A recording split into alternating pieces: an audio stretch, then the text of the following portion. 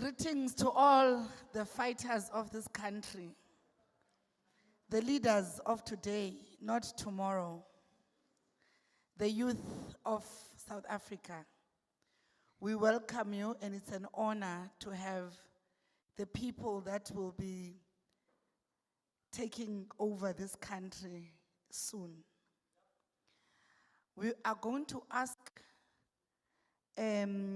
our deputy organizer to open with prayer before we start, so that this day is blessed.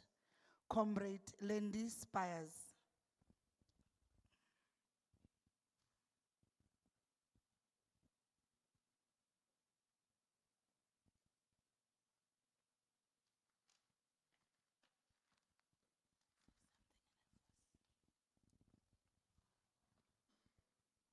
Hello. Good afternoon, comrades.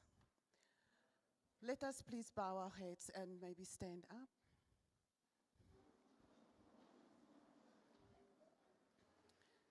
Heavenly Father, we are coming to you today on a very special day. A day that is marked by the young people of the continent of Africa. A day which is marked by the day that the Mayibuye consultation process is bringing a structure that we will be inaugurating very soon. And these young people that is here today, we are praying, my God, they are the future of us as a nation in South Africa.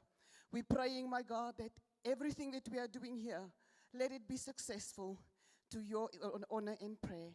Amen. Amen and amen. Amen means it is done. When two or more gather in prayer, the Holy Spirit and the presence of God is present, and the prayer is guaranteed that the Almighty has heard us. To the young people sitting here today, I want to tell you that today is not by accident that you are gathered here today. You are here because we are creating history. You are part of history. As we know that June 16 is celebrated here in South Africa because of young people that stood together to fight what was wrong in the country. So I want to guarantee you that today is part of history. We are going to ask our Treasurer General, Comrade Menzi, to introduce everyone that is here.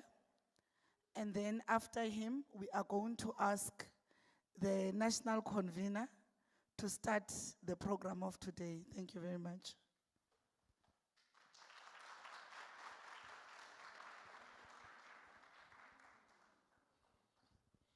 Amandla. Amandla. Viva Mayibuye, viva. Mayibuye, i-Africa. Viva Young Lions, viva. Viva Mtomusha, viva. Viva Mtomusha wase South Africa, viva. Comrade, it's in my pleasure today to be here. I feel young if I'm within the young lions.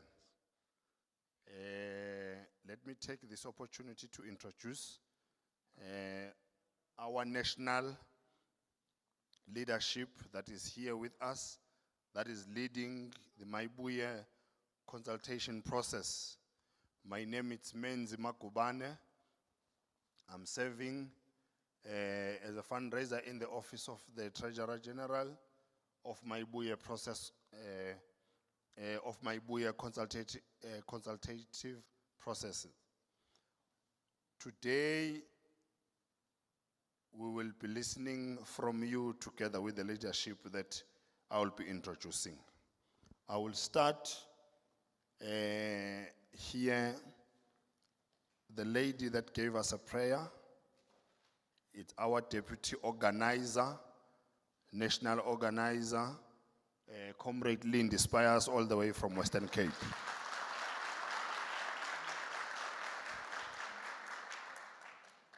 Thanks a lot for the prayer. And I will go right in front of her. We've got our Imbogoto,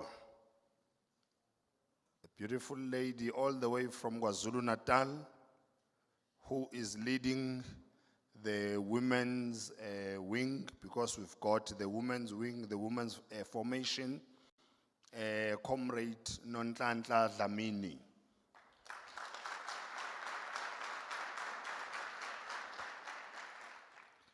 Then I'll be coming right to her left. At the back seat there, we've got a beautiful gentleman that we are serving together as a fundraiser in the Office of Treasurer General, Comrade Tsepo Mahanuke, all the way from Bushbuck, but he's here in Gauteng.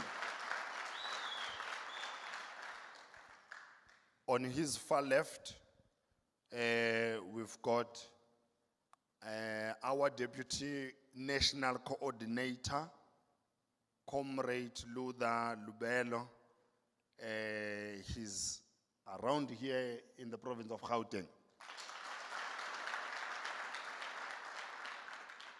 Right next to him, we've got our engine in the Office of Secretary General, our National Coordinator, Comrade Spephile Mahlaba, all the way from KwaZulu-Natal, residing at eThekwini region.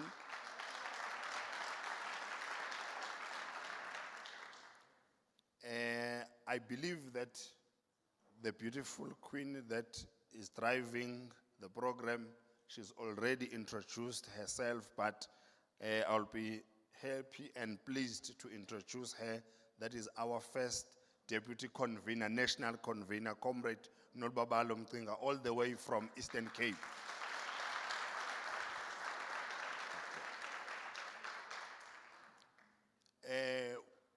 We are so lucky and blessed that today we've got our national activist when it comes to youth, who normally goes out and make awareness from school to school, correctional services, especially juveniles, because he's got the passion when we talk about youth. Then when he sees, or when he saw this particular invitation today, he decided to come and be part and parcel of the youth, because he likes to invest a lot to the youth. Ngizofuna ukum-introduce nge-nickname abaningi bamazi ngo-Skim GP, uThemba umfowethu, all the way from Israel, but he's here in Gauteng.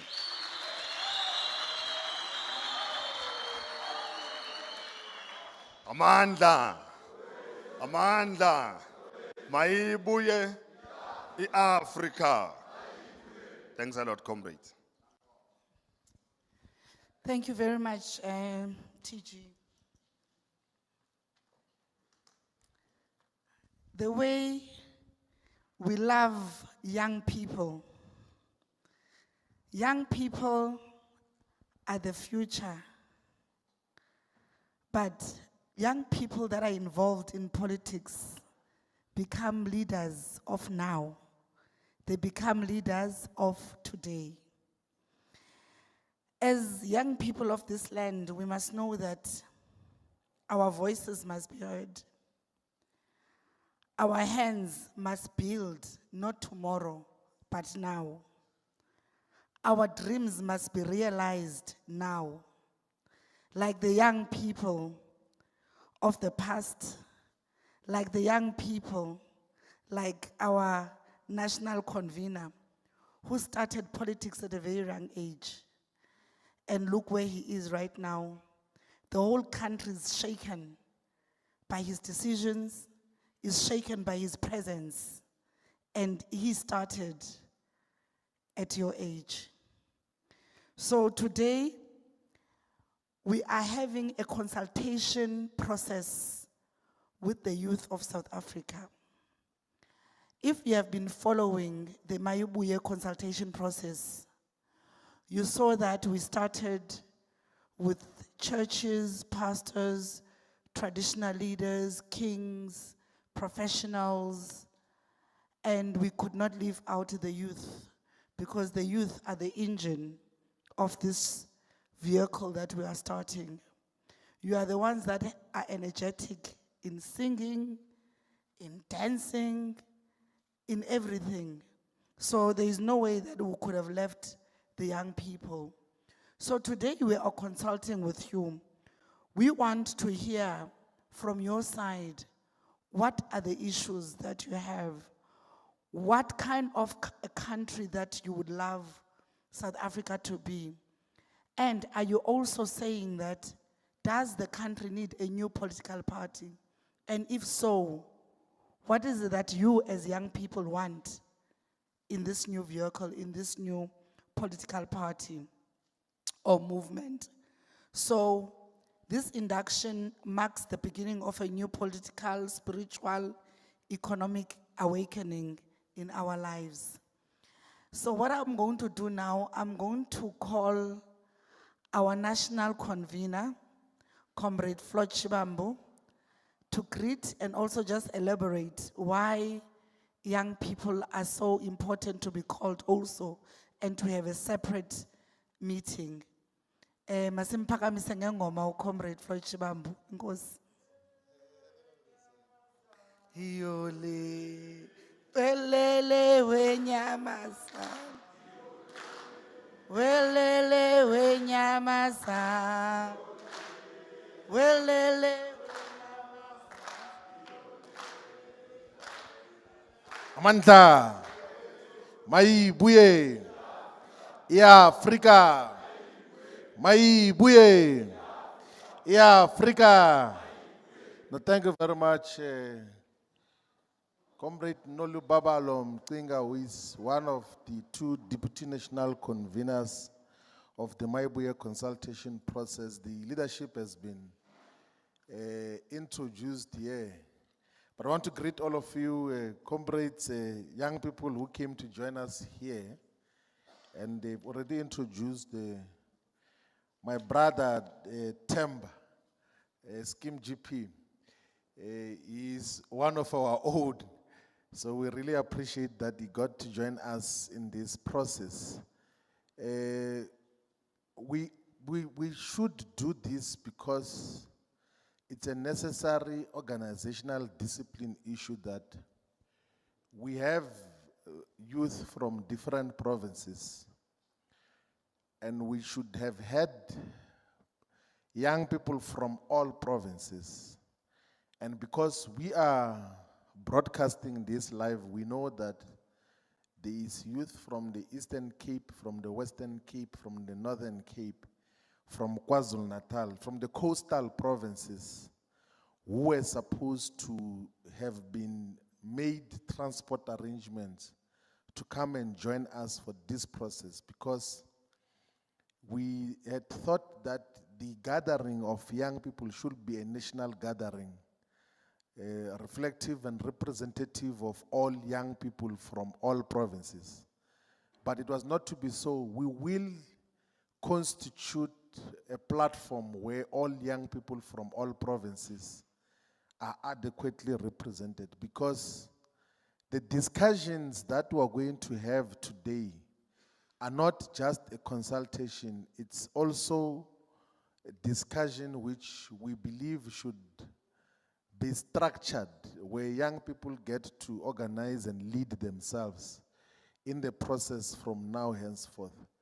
And it would have been much more appropriate if all the provinces were represented here. I think there was miscommunication from those who were supposed to deal with the travel arrangements for all the young people, because we got a lot of young people who expressed the interest to participate in this process, but also the leadership of Mayibuye in all the provinces had submitted the names and had communicated with the young people that they are going to come to Johannesburg today so that they can make input.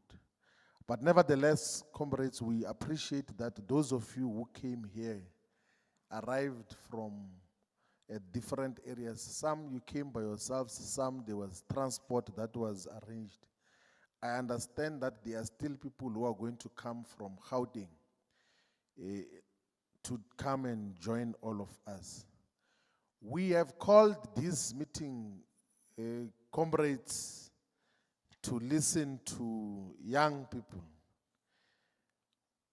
in terms of the process that we're engaged in now of a possible formation of a political movement or a political party that is going to represent the future of South Africa, because we believe that the existing political parties are not representing young people properly.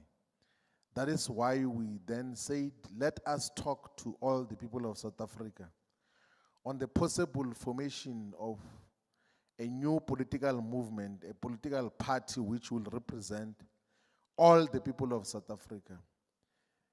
Because politics play a very important role in the lives of our people. Politics are central to access to economic and social resources. So the basic things that we gain access to, be it education, be it jobs, be it access to meaningful economic participation, you need properly run political life and politics in society. And it is our firm view and conviction that those who are mandated with running politics, who are running government, are not doing so properly.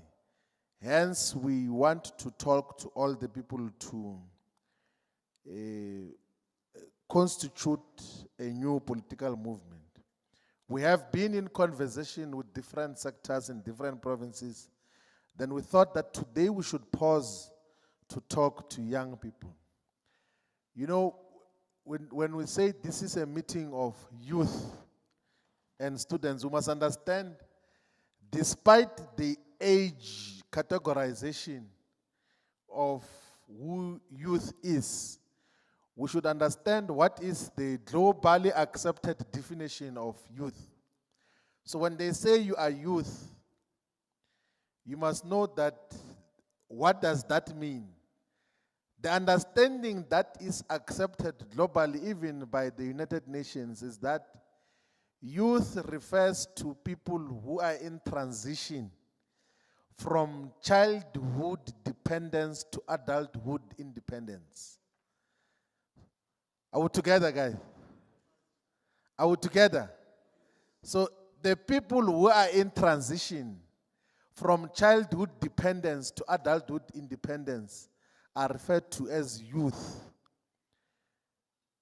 So it means you are not children. Youth is not children. Children are fully dependent on their parents for everything. But also you are not adults.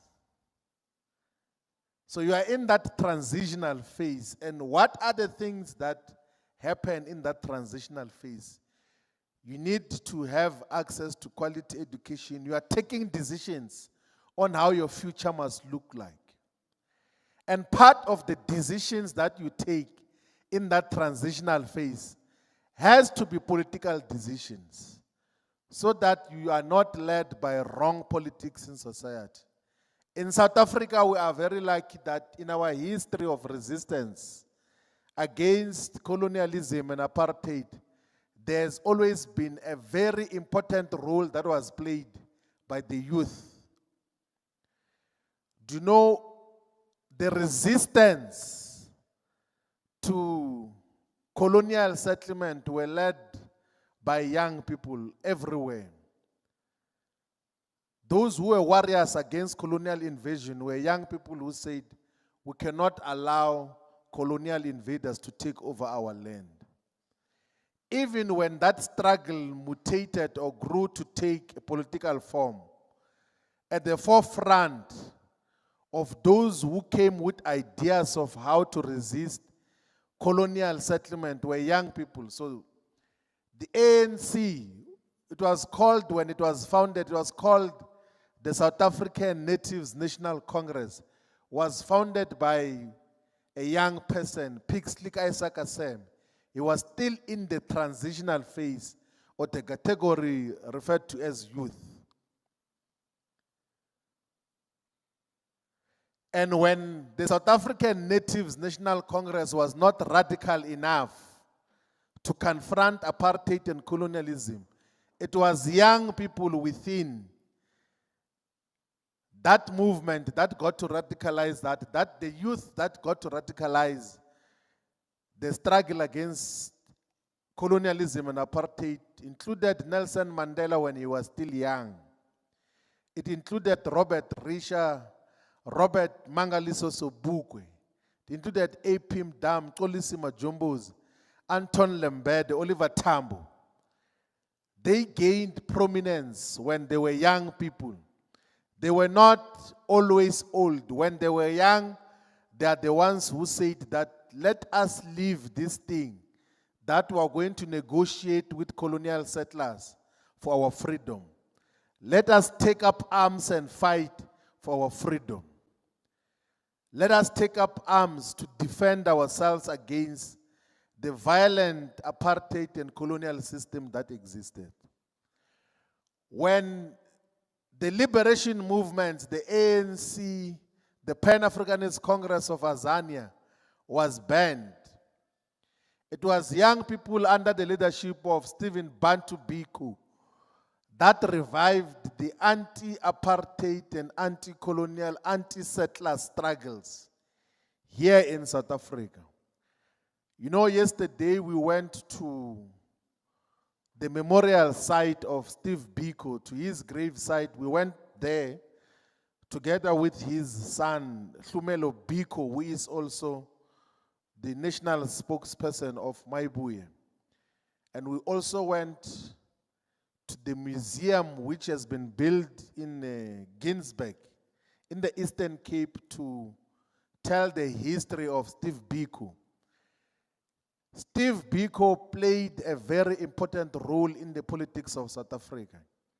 It's unfortunate that the Congress movement, particularly those who are associated with the politics of the ANC, after 1994, the manner in which they designed the education system and history, they got to suppress and make as if there was no any other person who was involved in the struggle against apartheid and colonialism except those who were members of the ANC.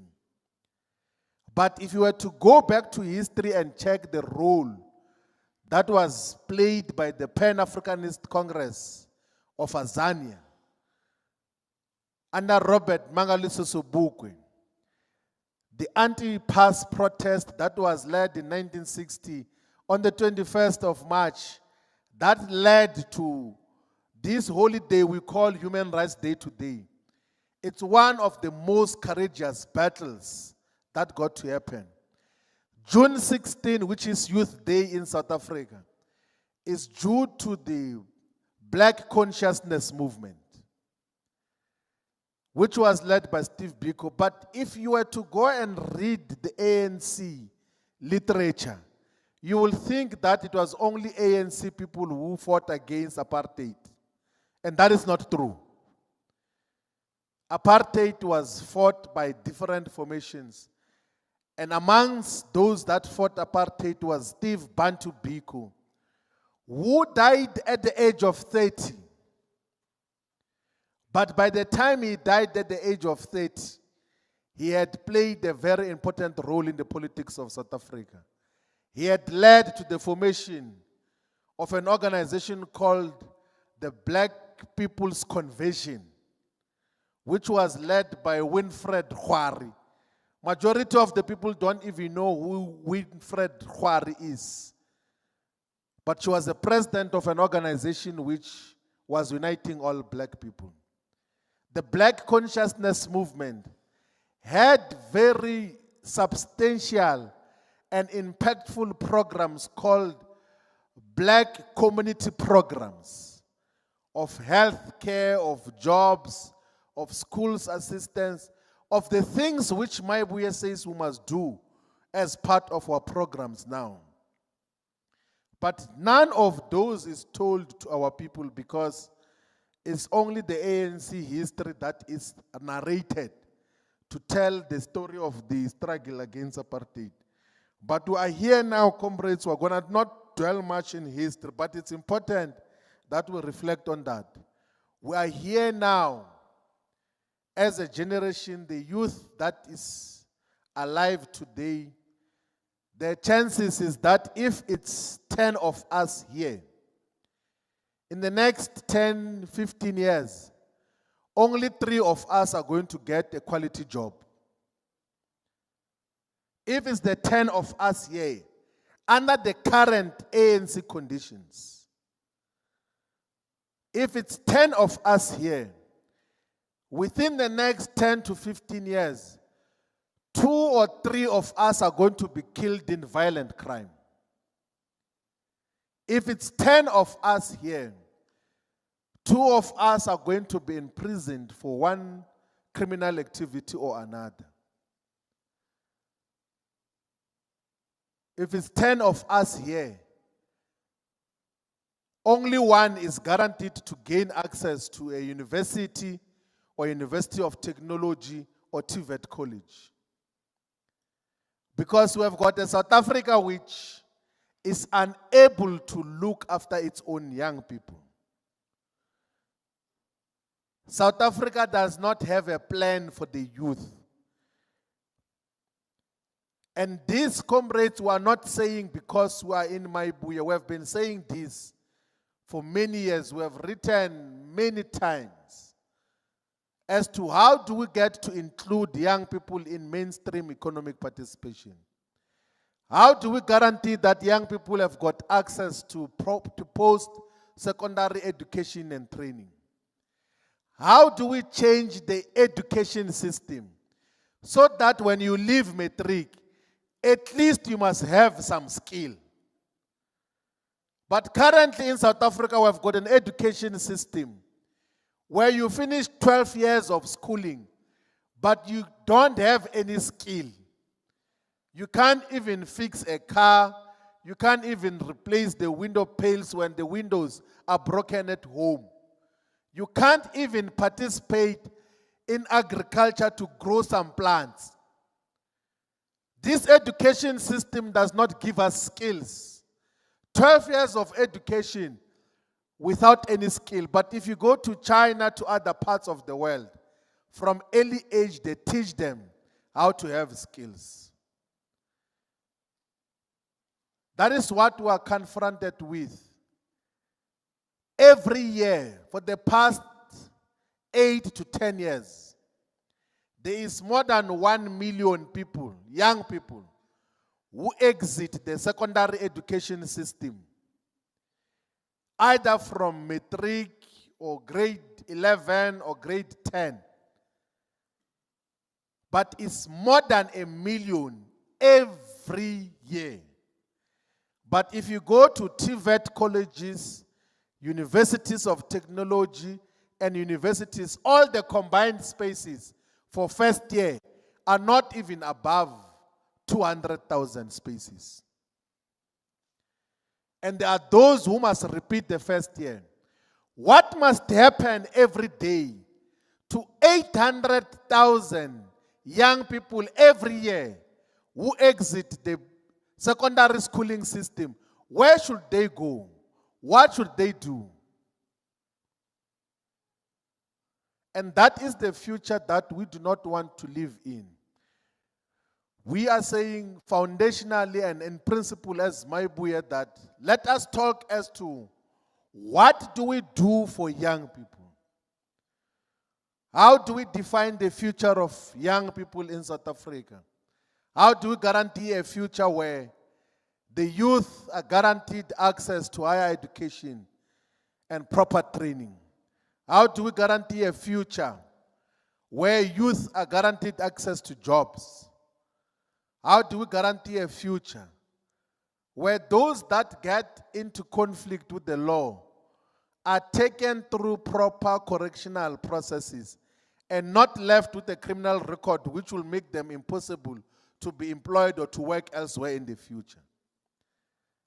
That is what we need to talk about as a generation, as to how do we shape our future, because what we have can't be the future.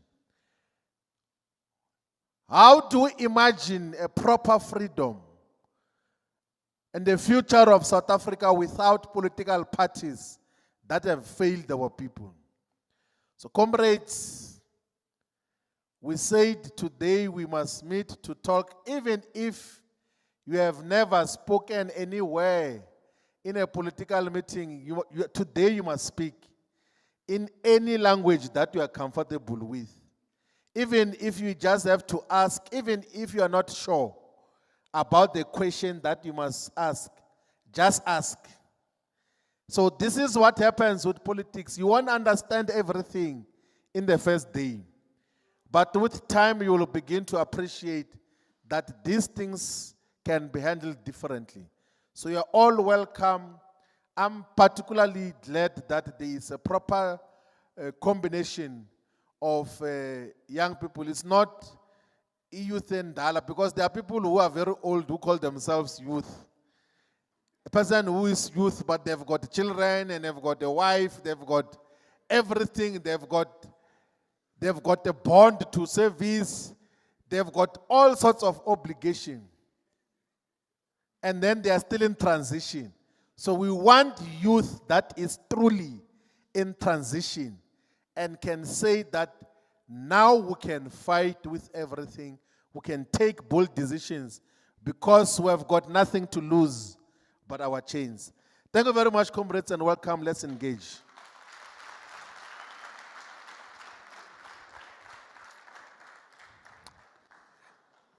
Thank you very much, National Convener, our Comrade President.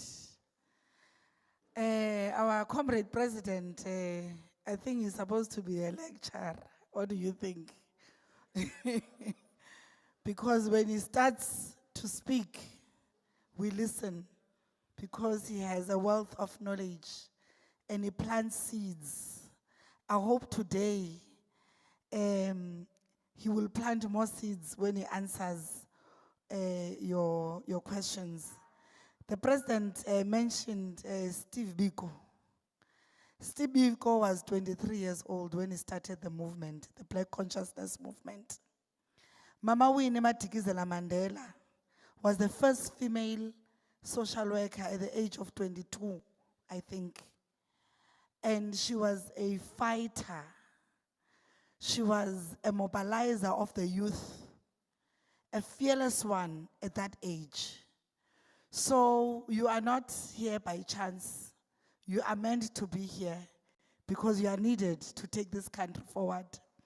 So now we are going to move to our next phase of our induction, a phase where your voice matters.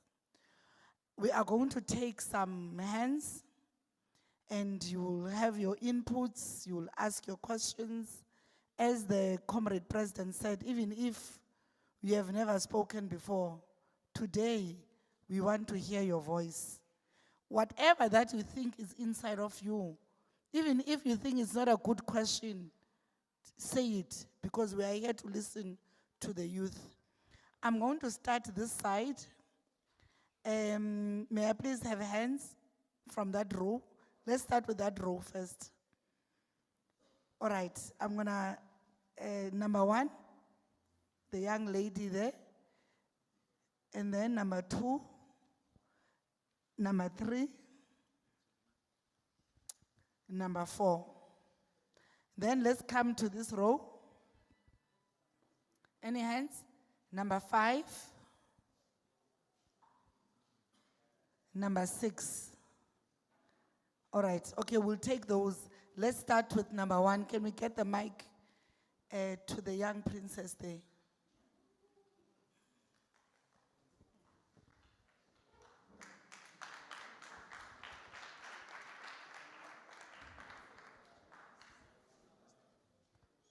Right. right, good afternoon, ladies and gentlemen. Good afternoon to the leadership.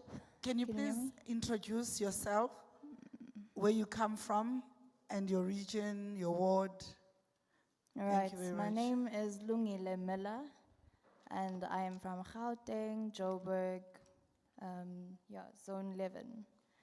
All right, so I do want to raise a few things, really, which are quite close to my heart.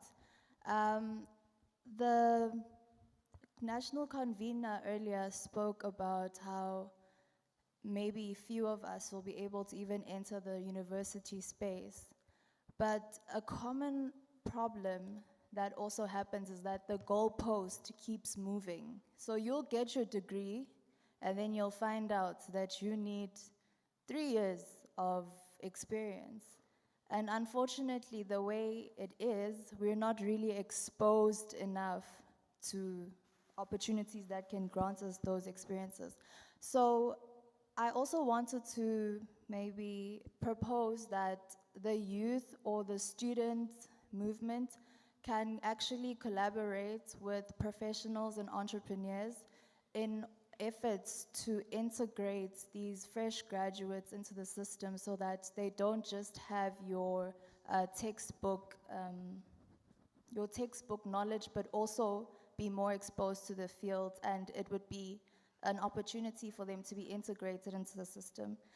Another point that I did have was with regards to the ensuring that young people are idle, because it grants the opportunity for drugs to be basically injected into our youth. And the truth is that the youth is under attack.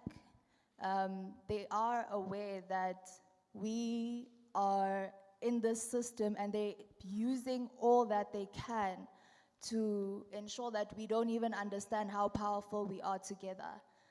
We don't understand that we are actually able to be the change that we want to see. So, it's very important for us to also create opportunity, or rather have programs for that youth that is unemployed and looking for jobs, maybe become exposed, because a lot of the time people actually are just not exposed to things that they would like. Thank you. Number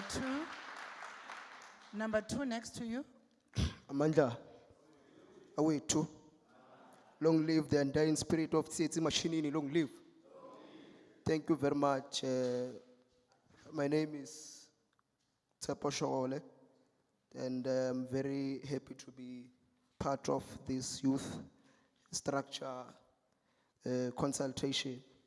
I think in the opening, Comrade Floyd has made a very important assessment that the economic character of the country still remains white and male dominant. And that is purely because the private sector remains one of the resistant pillars of power when it comes to real diversity and inclusion. And if a Mayibuye youth structure is to begin to establish a movement, I think this is an area of speciality that we must focus on. We are having a very arrogant private sector in the country that does not want to assist the development agenda of the country. And they have been met with a little bit of complacency by those who are leading structures of young people today. So I think when we are going to open up the Mayibuye youth structure, we must be able to bring the battle at the doorstep of the private sector, because government alone cannot be able to cater for the number of unemployed graduates in this country, while least a majority of gains of this country goes to private. On the other hand, I want to speak about the establishment of a youth structure. I want to pose a question for debate to the members who are here. If Mayibuye is to form a youth organization, what character should it assume? Should it assume a working class socialism student organization or the youth organization, or is there going to be a separation between a student structure or a youth command? But in my experience, having observed both the structures that are existing, the structures namely SASCO and the EFF, one of the underpinnings which do not make them progressive movements is because there is no fragmentation between structures, in a sense that there are parallel command structures. For example, if you go to the student command, the student command only relates with only students' institutions of violin, while neglecting the broader space of young people that exist in communities. So there is no correlation between the student mobilization and the general youth that exist. And when you go to the South African Students' Congress, they are referred to as Progressive Youth Alliance Structures, the PYA. You might find that there is no clear indication as to what is the ideals of the South African Students' Congress in relation to a youth organized program, because they are often contradicting each other when it comes to campus, because there is no clear understanding and ideological coherence on what is the command structure of young people and who leads us and who should mobilize us, how should they mobilize all young people behind it. So we're very interested in forming part of this Mayibuye consultation and providing necessary input and ideas, because the revolution is under siege. Young people are disillusioned, disempowered, disengaged. Let us make sure that we are going to come here with eager, we are going to desist from patronage and take this as an arm to revitalize the history of our people and to re-engage young people into politics, because there is a system, or there is a deliberate delegitimization of young people that is orchestrated through alcohol and social jamborees, which are unnecessary. We need to bring young people back to the ball, because so in closing, I would suggest that if a Mayibuye youth structure is to be there, it must maintain an autonomous capacity from the initial body part, so that young people in the Mayibuye structure can be able to lead themselves without interference of old people, because that will begin to introduce institutional factionalism that has killed all the movements that are there. So that is my short submission, Commanders. Thank you very much. Number 3.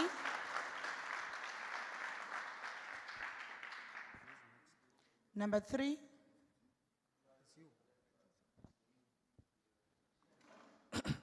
Thanks very much. My name is Vincent Viper Magam, the only snake in the north, from University of Limpopo. I heard the national convener, when he did his introduction, I think he repeated the question, should we start a movement? National convener, I want to answer that question for the last time today, that yes, we should start a movement for a lot of reasons. We are not going to be listening to people who are busy misrepresenting the youth of South Africa, because we are sitting here today with the youth which day in, day out commit crime. But if ever want to go and check, those are casual visitors of jail, because immediately they've been taken to Busasa Youth Development Center.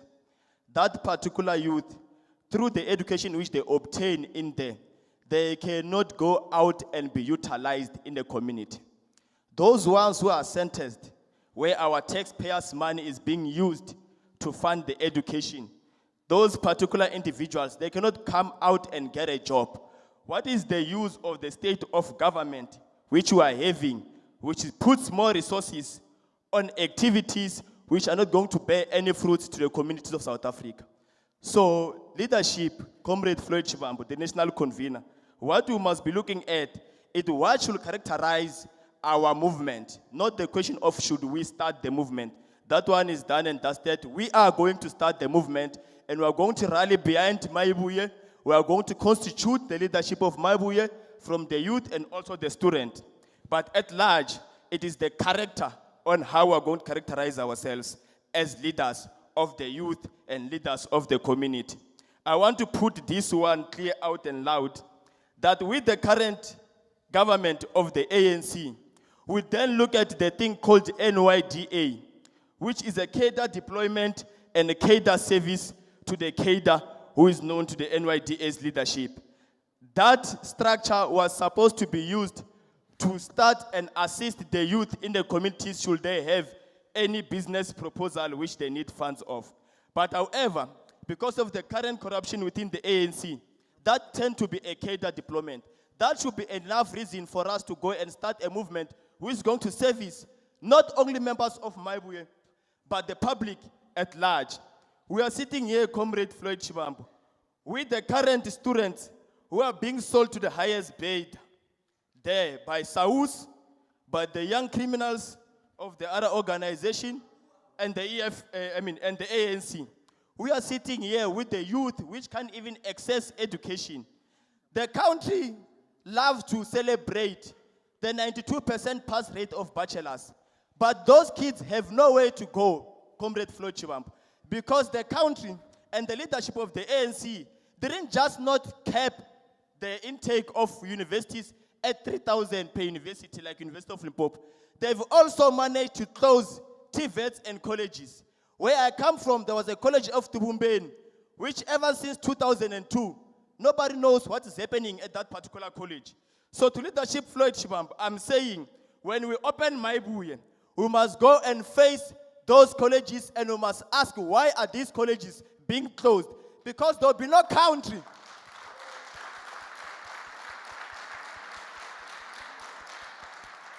Because there will be no country which is going to grow its economy without investment in education. Those colleges, they were supposed to be the places in which people go and obtain education, but now they're being used as a consultation center for SATU, the conferences of SATU. And that is one of the useless unions ever existed in the history of South Africa. Lastly, I also want to say, Comrade Leadership Shivambu, what we must then focus at is what is called decolonized, skilled focused education. I like the fact that you touched much on it when you said that in China, they are being taught how to produce. The biggest problem we're having as South Africans is because we are consumers, not producers. And I will say it out without any fear of any contradiction, that will never, ever grow the economy of the country if ever we keep on purchasing, not selling. How do we then purchase when now I'm sitting here as a master's, a candidate in University of Limpopo, but the only thing I've obtained are theorists. And I also want to question our PhD graduate across the country, that with that PhD which you have obtained, you have done a research, you have found whatever you have found through your research. Are your research or your findings changing the economy of South Africa now?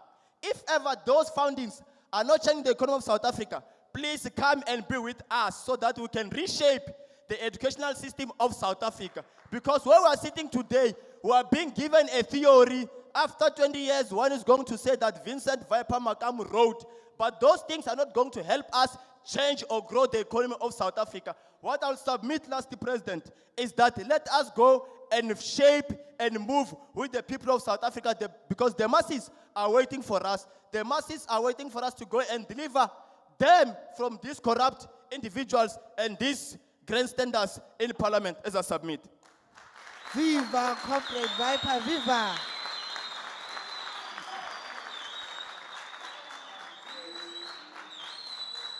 Viva, Comrade Viper, viva!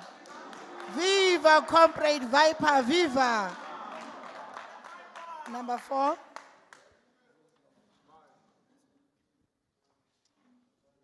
Good day to everyone who's here due to their respective positions. Please bring the mic closer to, yeah. Oh, yeah, good day to everyone who's here due to their respective positions. I'm Kululeko Nxumalo, a former student of Wits University, and then now I'm at Tshwane University of Technology. What I want to ask is that what is the vision of the organization which will be formed? Many parties are being formed which promise us a lot of things, but no implementation upon them. So what is the plan of the organization in creating real job opportunities? Do you have plans to open factories, as we do not have such factories who manufacture simple things such as spoons, table, chairs? I'm even sure that if we can check this share, underneath we'll find a made in China sticker. How do you plan on decolonizing the economic structure? We have an economy owned by a few individuals, which is a characteristic of a monopoly. So, in closing, what is your plan on fixing such matters?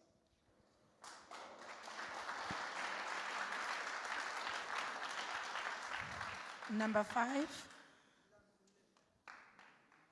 Number 5 was here.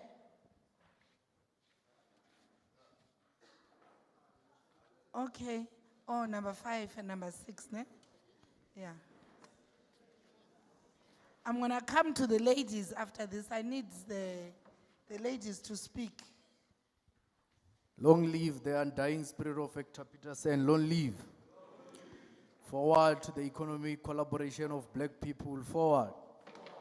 No, well, thanks very much, comrades. My name is Mudaumramreli from Limpopo, Wembe region, Collins Shivambu, Ward 11. So, to add on what Comrade Viper was saying, he was said that he would like to submit that, yes, there is a need to form a political party. Comrade Convener was saying, yes, there is a need to form a political party because all the political parties that we thought they are representing black people are no longer relevant. The African National Congress, which has already betrayed the missions and aims of the National Democratic Revolution, the Economic Freedom Fighters, which is a cult and is being used for self-enrichment. And the lesser we talk about the MK party, the better, comrades. So we're saying there are challenges that young people are facing in the country, such as unemployment, which is about 40%. We're talking about the issue access to funding and access to opportunities. So we're saying that as young people, we're coming with solutions to say, let us come up with skills development and development of entrepreneurship, and also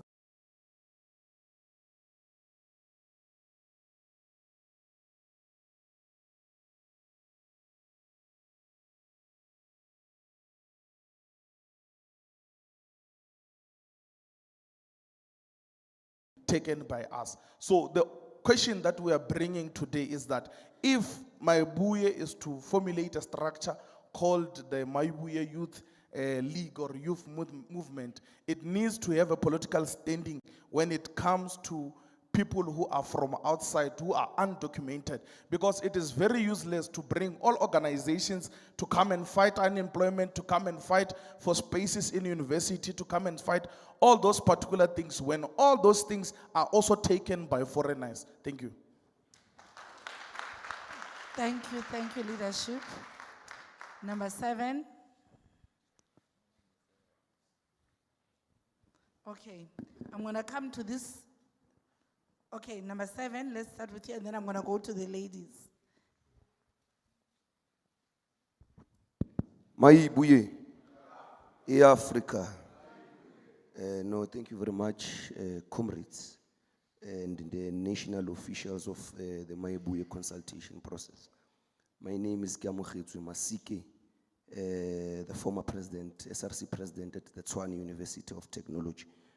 I think, Comrade President, our national convener, my proposal would be that there is a cry of young people in South Africa that primary schools and secondary schools are neglected.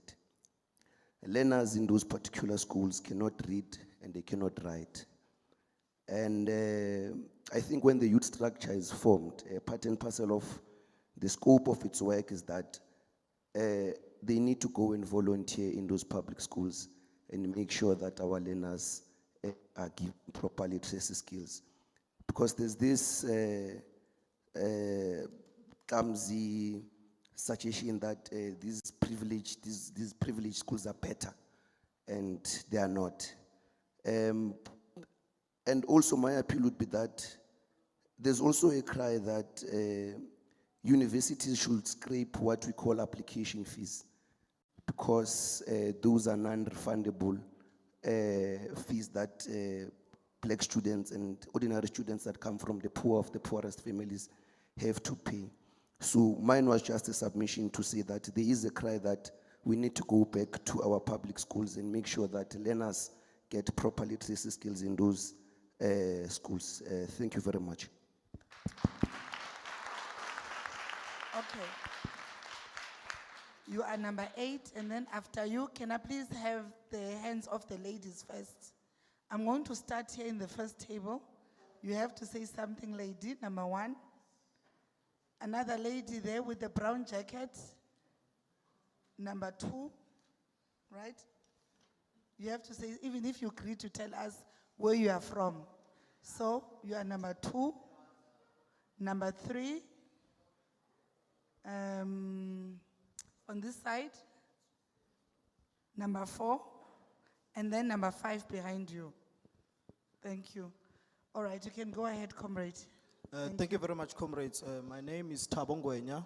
I am from Midrand, which is in the region of Johannesburg and the province of Gauteng. The current issues that I want to raise, comrades, firstly, we'll start with the first question of should we form a movement. That one is clear. We have high crime, high unemployment. We need a movement because the current political parties are all sitting together in parliament and they are failing to deal with these issues. So that means there's a space there for a political party to come in and address those issues. So that one is clear. Then we get to what should define this political movement. So the following issues I'd like to put forward, comrades. Number 1, youth unemployment is a national disaster or emergency and should be designated as such to free extra funds that can be used to create more jobs and a more conducive economic environment for young people. You know, when there's a natural disaster, you see ANC politicians ready to milk the system. Water crisis, they are ready with their water trucks. Why is that the unemployment issue, it's not designated as a national emergency? Why? Why can there not be extra funds from Treasury to address this matter? We are tired as young people. We wake up every day. We see our friends are doing drugs. Our friends are unemployed. But Cyril Ramaphosa and the rest of his government are sitting there and they are saying, no, the current funds that are there are enough to address this issue. That is not the truth, and we reject that. The next one is the one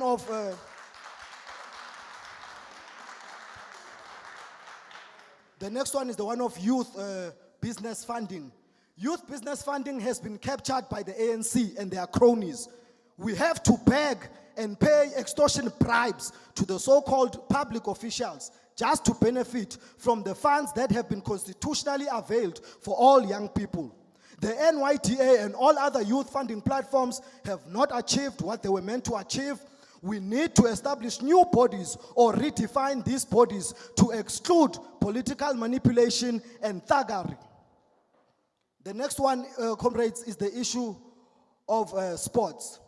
You know, Comrade President, we don't want to take you back, but that other guy that you were leading with there previously in that red party, he complains all the time about the white Springboks. How many sporting facilities have been opened in the township by that party? Because when we come here, we say the Springboks are white, yet our youth do not even have facilities to practice rugby. Where will they play this rugby without the fields? You want to see them at the Springboks, but where in the township will they practice, where they live? They must leave the township and go into the white neighborhoods. Where will they get the transport money? So bring this sport to our people. They want to play it, they can play it, they are talented. The last one, comrades, is redefining of youth politics. So it's not a secret that, again, comrades, since the emergence of that other gentleman from the Red Party, youth politics has been defined by bodily insults and suppression of intellectual contributions. You are here, Comrade President, today because your intellectualism was giving them fear. They could not sleep. So they had to sideline you, and we've seen that intellectualism is sidelined in youth politics. We see every day. On Youth Day, I was very much ashamed. I was watching the political programs of these political parties. When I was watching the one of the EFF, on that day, Sihle Lonzi was addressing young people and was telling them that there's 370 grand given by the government is smaller than Ramaphosa's nose. Colin Malachi, on the other hand, addressing ANC Youth League, he was talking about people's stomachs and all of that. Now, I want to know, how does that contribute to the basket of youth intellect? We reject these types of politics, and such must be explicitly stated in Mayibuye's documents, especially the youth structures. We must and we will critique, but we must lead with strategic ideas and not insults. Thank you, comrades. Thank you very much, comrade. The owner of a car with a registration MJ66LV, you need to go and remove your car, please. There's an emergency around your car. MJ66LV. Is the owner here? Thank you very much. Now moving to our ladies of today. Number one. Can we please give the mic to number one? Thank you very much. Thank you so much. Good afternoon. My name is Vanessa Ndamulelo Mlauzi. I'm from Makado in Limpopo and the Vembe region. I will just start by the last speaker here. I picked up something from the last speaker when he spoke about the sports facilities, that we don't have sports facilities. We have got limited sports facilities here in this country. And yes, that is true. I remember there was this world sports that happened, I think it was last year, I'm not sure. It was taking place in Europe or America, somewhere there. And the result in South Africa, there was something else, because that also it showed us that in South Africa, we are lacking when it comes to the sports. We are lacking so much that in such a way that it's very disappointing, because I'm sure that we have got so many talented people here who are in talent in sport. But now our leaders, I might say, and also especially the minister, let me put it that way, the minister of the sports, whether from previous or until currently, it's very disappointing that you find out that they are buying the talents from outside our country to come and play soccer and all those other football clubs and everything. Whereas in our country, we have our own talents. Why can't they just come and pick out for some of the talents here? Why is it that in some certain sports, they have to go and buy the talents from outside? But that is not my submission. I just picked out something from the leader there. My submission, it's based on the unemployment. These are the most challenges that we are facing here, and the most affected age group is from the age of 15 to 34. And I just, the research shows that it's about 4.8 million of unemployed youth here in South Africa from the first quarter of the 2025. And these 4.8 million are those that are depending on the SRD, the 350 grant. So the problem here, I will continue from the last submission that I made last week in Polokwane, that the problem that we have here, it's that it's not the skills that are laying around, but the problem is that we have got limited placement facilities, just like the sports facilities. What I'm proposing to the Mayibuye here is that we should look going forward, because already this is a political, it has already been established. We are not going to answer the question that are we really looking forward for this organization to be registered, but yes, it's there. So what I'm proposing is that we should look mostly on the skills development and also on the entrepreneurship development. How are we going to do this one? Looking at the local entrepreneurs, we can create programs for the local entrepreneurs and also to give them funding resources and all those things that they can help them to grow their businesses, because the whole point there is to create jobs. So supporting the local entrepreneurs and also picking up those that are interested in businesses. This I'm speaking in terms of the experience that I am having, especially in the program that I'm currently running for the youth in South Africa, dealing with these job creations on the business sectors. We should focus in all the 28 sectors and train these young people, train us, including myself in this, train us in this one. Also the programs of the market readiness. This will equip entrepreneurs with the skills, knowledge, and networking. This is needed to successfully trade in local and global market. The name Mayibuye, it's not only in South Africa, it's not only going to be limited in South Africa, because Mayibuye Africa, I believe that is going to concentrate in Pan-Africanism, and that also includes the whole continent of Africa. So if we can also build a relationship with other organizations that are outside our country, in around African continent, that will create us and give us the market readiness, and teach our young people to trade among themselves, and make sure that we network among themselves. I know this one, someone might be asking a question, is it doable? Yes, it's doable. I attended the Trade Last Mission, Trade Africa Trade Mission, where we were dealing with these such issues of the youth. And there were a whole lot of other countries that they were also sharing the same thing that we are facing, not only here in South Africa. So that one also, trading,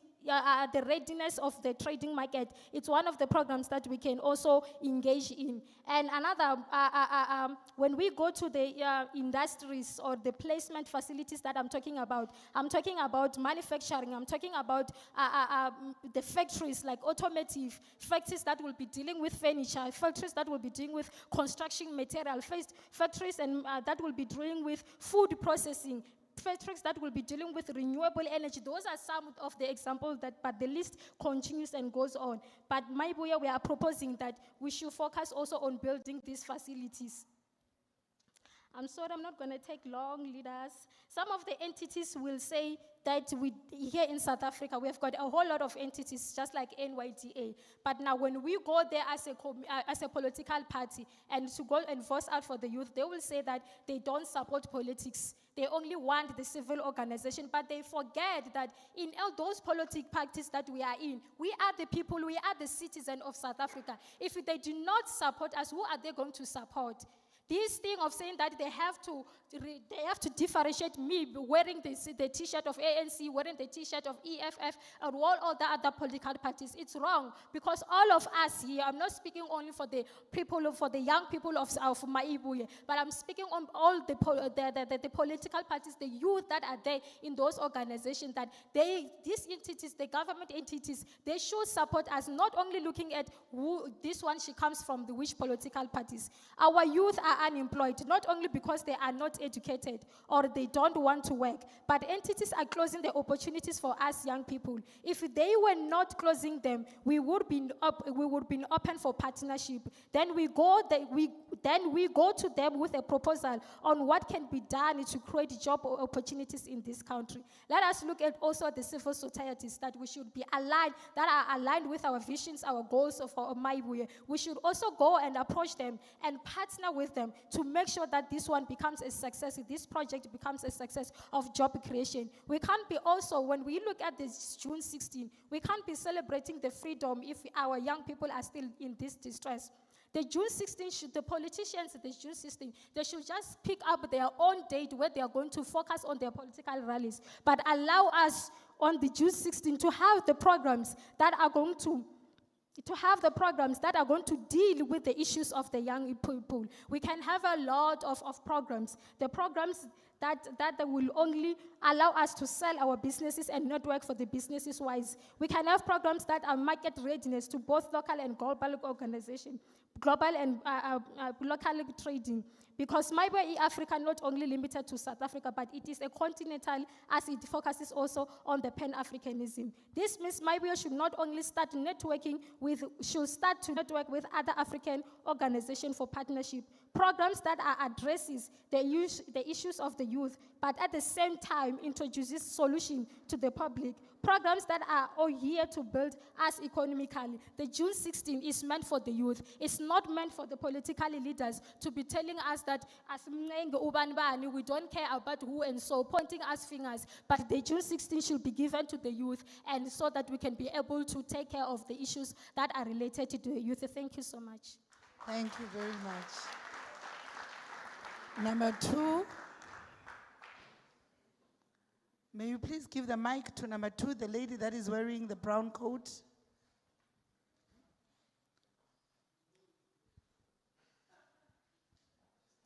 Thank you, leadership, and greetings to the House at large. My name is Mpora Mudike. I'm from Limpopo, Mopani region. Can you hear me now? Okay. My name is Mpora Mudike. I am from Mopani in Limpopo. And honestly, I did have some submissions to make. But most of my comrades, they covered majority of what I had to say. But I would just like to add on to saying that what I've realized is that I was the Treasurer General at the University of Limpopo, and me being there, I realized that many students are trapped in a system that claims to support us. But in reality, we are faced with NSFAS delays, sudden exclusions from funding, the rising cost of living on campus, but the allowances are not increasing, a lack of accommodation and food security, the constant pressure to succeed while representing our families and communities. We are often left to fight these struggles alone with little institutional support.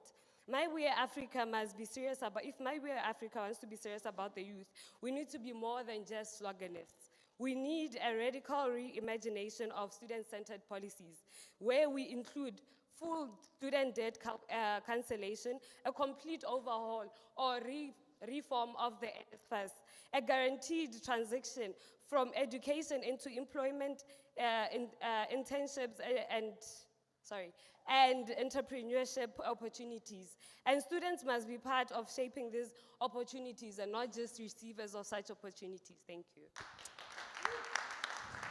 Viva Comrade Mpo, viva! Mayibuye. Viva Comrade Mpo, viva! Number 3 is the lady that is in this row. Oh, it's you. All right. There's another lady here. She's going to be number 6. Just for you to greet. Thank you. Good day, everyone. My name is Lebo Khang. I'm from Pretoria, Komabopani. I'm sure we've all heard the frustrations of the youth and the anger, but I'm not going to take long. I would like to indulge in the values and the principles of Mayibuye based on the questions that have been asked. Yes, we need a new political party, and yes, we do need a political party. However, we don't need a political party that will be an add-on to the current failed existing political parties. And I think I really appreciate the question that was posed upon us of whether the political party should be formed, and yes, only with the values and principles it should be founded on. I have few points.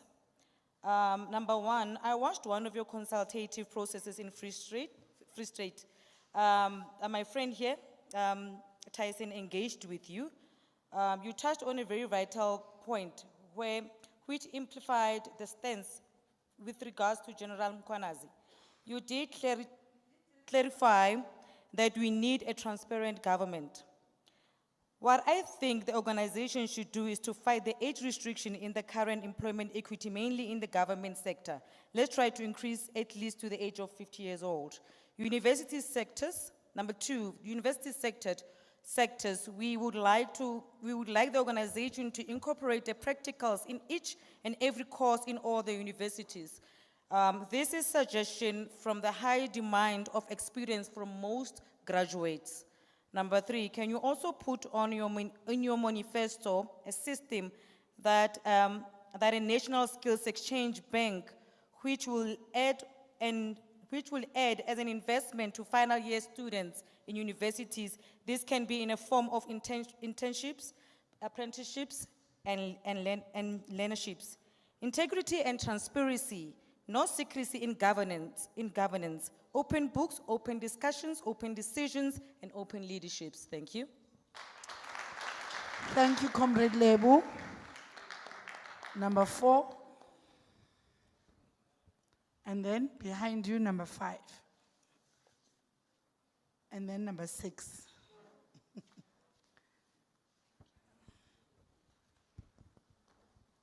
Hello, everybody. My name is Princess Ncinga, and I'm from the Eastern Cape Province, from the Sarah Batman Square, Region 6 ward. And I humbly come before you guys to request to build competence and ambitious initiative in our youth.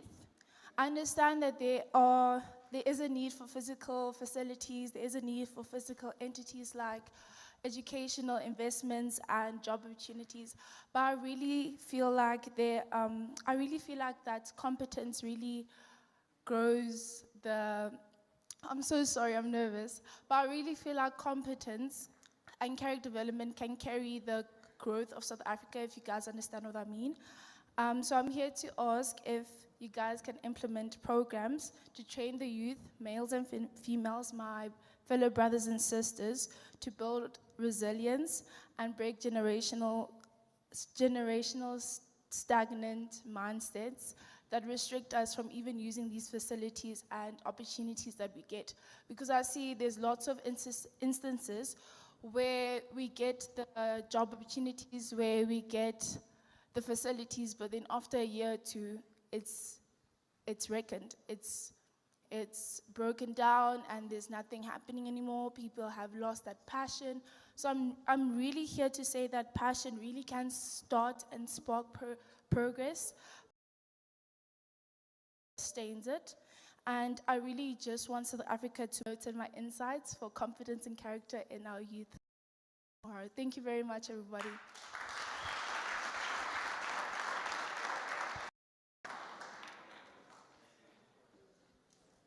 Hi everyone, my name is Preeti Silwane from Limpopo, Makhudu region. Okay, firstly, I would like to support the fact of Comrade Shivambu that we should establish a party because current parties are not serving or helping the youth with anything. Okay, starting an organization can help with like numerous facts. Okay, empowering young people, providing a platform for youth to voice their opinions, develop leadership skills and opinions. Okay, addressing a specific needs. Oh, I'm nervous. Okay. You can speak from the heart. You know the problems that you have as the youth, or can speak your language. Okay. Addressing specific needs, focusing on issues unique to young people, such as education, employment, mental health, and social challenges. Number 3, fostering communities, creating a supportive network for young people to connect, share experiences, and collaborate. Number 3, promoting positive change, encouraging youth to become active citizens, driving social innovations and contributing to their communities. That's all I can say. Thank you very much, Comrade Preeti. Then number 6, let's do the ladies first and then I'm gonna come back. Number 6, she's wearing a cap here. There we go.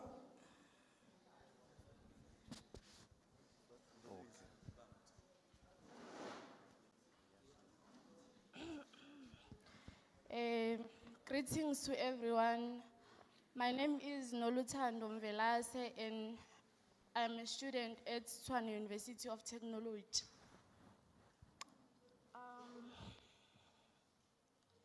I would like to first start by saying I'm so happy to see Mr. Shivambu in person. I never thought I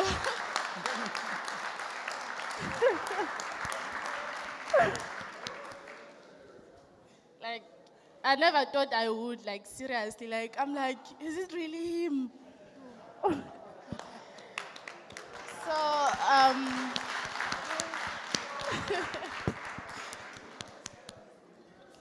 So me, like, I don't have much to say in it, but I would like to add on the... Can you say your name? I did. Oh, I said Noluthando. Noluthando Mvelase. Yes. I would like to add on the... Someone mentioned something about application fees. Yeah, and I would like to ask our president that make some difference. I don't know how, or maybe decrease the fees or something, because other students can't go to universities because they can't apply, they can't pay the application fees. So that's what I would like to say. Thank you.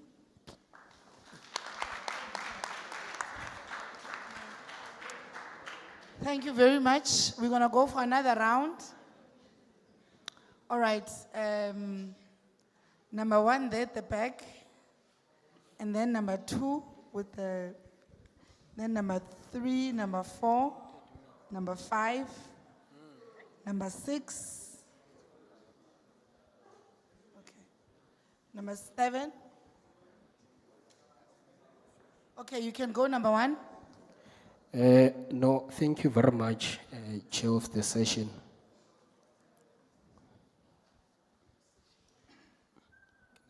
You can go ahead. Yes, no, I will try to be short because already the colleagues have submitted the points that we were here to submit. But to emphasize on Comrade Name? President. Name? Oh, sorry. My name is Silas Skosana. I'm from Tshwane. To emphasize on the point that has already been emphasized by other colleagues, Comrade President was saying that indeed we need a movement to be formed so that we can tackle the challenges of this country that clearly other political movements have neglected. You've also spoke, President, on how the current government does not have the plan for the youth, which is very important because now we are faced with the situation that the people who are in government, who we have given a mandate to lead us, were being told that they are the ones who are coordinating the delivery of drugs to young people, which is a direct attack on us as young people. So I want to also agitate us as young people to say that we are being attacked, and we are being attacked by those who have mandated to lead us. Because if you are supplying drugs to young people as a minister, it means you are directly attacking the youth of this country. So it's something that we cannot take lightly. It's something that we need to at some point aggressively face. The other thing, comrades, is that usually when we talk about the youth, we often refer to students who are already in institutions of higher learning. And in the process of engaging, we then neglect people who are in the townships who didn't get the opportunity to be in institutions of higher learning. So, Comrade President and the Deputy Convener, if a youth movement is going to be constituted, let that movement also prioritize people who couldn't get access to higher institutions, because you know, last year I was in the process of campaigning for a political party, and we went to townships talking to young people, and we got to realize that many young people, unfortunately, as Comrade President has highlighted, that are outside of the education system, even those who have qualified. So we're pleading with Mayibuye to say, if we are going to constitute a movement, let that movement also prioritize the skills development programs and social issues that are directly affecting our brothers and sisters in townships. One comrade was making reference to the Springboks, emphasizing on the importance of having facilities in institutions of higher learning, and I want to agree with that. Comrades, if you can look at the facilities that we have in TVET institutions, many of us would agree that those are not, if you compare them with high schools that are being attended by white kids, they are way better than those TVET colleges. So infrastructure also is an issue in institutions of higher learning. And I know that there are short-term plans and there are long-term plans. But as we engage in these processes, in a long-term run, I wish to see Mayibuye also challenging the issues of infrastructure, especially in spaces of higher learning.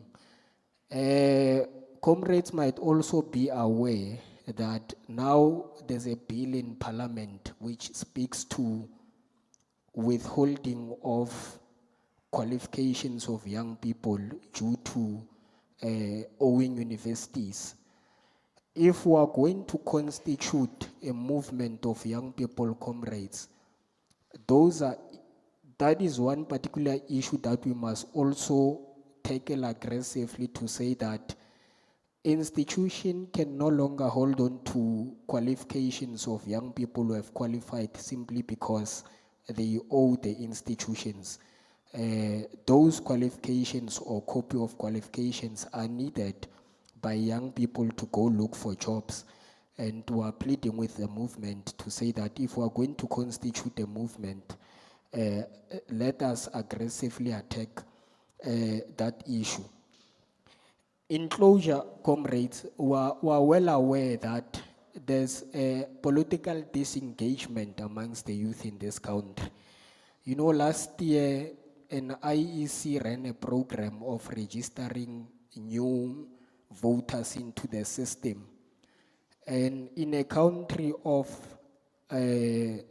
60 plus million people, only about 1.2 million new voters registered, which is an embarrassment on all of us, more especially the IEC.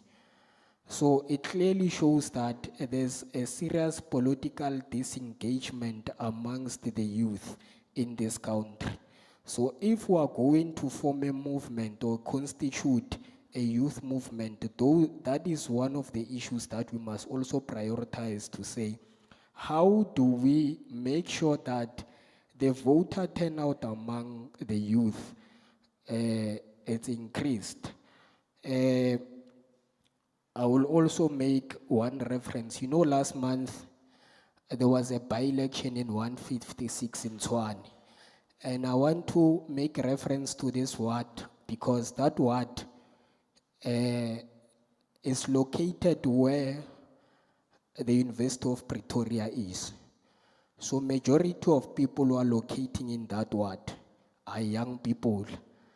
As we conclude, we need to be very brief, comrades, so that we can give others a chance. Thank you. So the the last point that I had on my notes was the issue of civic education. We know that, comrades, that the IEC has been defunded by the government. So if we're going to constitute a movement, comrade, let us also prioritize the issue of civic education so that young people understand the importance of engaging in politics and voting. Thank you. Thank you very much.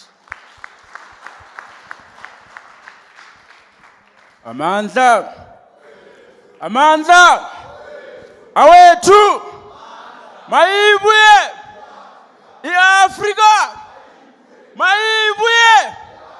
Thank you very much, comrades. I'm going to be concise and precise to avoid any inquisitorial. But I'm going to start by introducing myself. I go by the name of Emmanuel, and I descend as a female name called Chauke. I'm from Ward 103 in Johannesburg, Sandton, Bryanston region. Sorry. I'm from Bryanston region, but originally I'm from the north, just like my friend Vincent Viper. That is Limpopo. That's where I was born and bred in Malamlelo. Greeting to the national convener, the future president of this country, Comrade Floyd Shivambu, and to the leadership of Mayibuye consultation process, be greeted. Comrades, the question that is before everyone is very clear, and that is whether there should be a new political party or not. And I think, Comrade Floyd, that question is pregnant with answers. And I'm not saying this for the benefit of, I'm not saying this for the benefit of just saying it. We should form a political party, and this party should then champion and better represent the views of the society at large. And also I want to commend the Mayibuye medics, even though I don't see any one of them. Comrade Talenta, oh, you are here, thank you very much. And Dr. Chauke Innocent, I'm not seeing him, but I want to commend the works that they are doing. What they are doing takes humanity out of things because they are doing it on a pro bono basis. So I'm a mathematical educator from the University of Witwatersrand and myself, and I'm also a mathematician from Svakomaka Science University. And I want these programs to also extend to Mayibuye educators. And I'm going to be very much available to go to different schools and offer this service to those that need it. Thank you very much, Comrade Al-Khaladia. Number 3, 1 minute each now. We need to respond. Thank you. Amanda. Awethu. Mayibuye. Africa. Greetings all. My name is Kariso Dennis Debakwani from Pumalanga, Intlazeni, Bushbuck Ridge region. Bushbuck Ridge sub-region, Ward 15. Greetings all. Comrade President, yes, you should start a youth movement aimed at upskilling the youth, bringing the gap between their current skills and what employers want. We should actually make it attractive for qualified professionals to become politically active and bring their skills to the public sector. But I have questioned Comrade President, what is it that you are bringing that will kill corruption, create jobs, and restore political will? Amanda. Number 4. Mayibuye. Africa. Thank you very much, Chair. My name is Mkhanyi Simbangata, the former deputy convener of Mkondo the student movement in Gauteng province. First to begin with, I would like to thank you, Comrade Viper, for raising that. This thing of forming a new political party now is a rhetoric. We are tired. The new political party should be formulated. I only have a few points to outline here. I will base more on the educational sector, which is I'm currently in. If we do have the youth and the student movement, Comrade Convener, what should distinguish the Mayibuye from the youth or student formations politically and ideologically? You know, we have this nonsensical thing that is happening in the SRC candidates, that if you want to be deployed in the SRC, you should follow the certain rules of previous SRC presidents or previous SRC treasurer general that have been there to say, if you are there, you should do this and do this and do this. If you deployed me, meaning you have trusted me with all my potentials that I have. So give me a potential to go and represent the student. Secondly to that, I want to speak about the free and decolonized education. You know, we have this thing so-called free education, which I don't believe in. Because if you say to get NSFAS, your parents should earn less than 350,000. What if I have a parent? What if at home it's 3 of us, and then our parents have to pay for 3 of us in the higher institution? Probably, to make an example, in the University of Johannesburg, I have to pay 70,000 per year. If we are 4 of us at home, then they have to pay this 70,000. It meaning we're not going to eat anything. We should go and sleep in the streets and do anything. Decolonized education, there's no this thing of decolonized education, it's something that we have been crying about. This is not happening. For example, if you are going to write an exam, you will see a question paper is written in English and Afrikaans. some of the instances, it's not that we fail just because we don't understand, we don't grasp the context, but it's because there's been using those colonial languages, which is English and Afrikaans. Why can't, as a Xhosa native, we can't be written in Xhosa so that I can understand? Probably in that manner we could pass. Amandla. Number 5. Number 5 is here in front.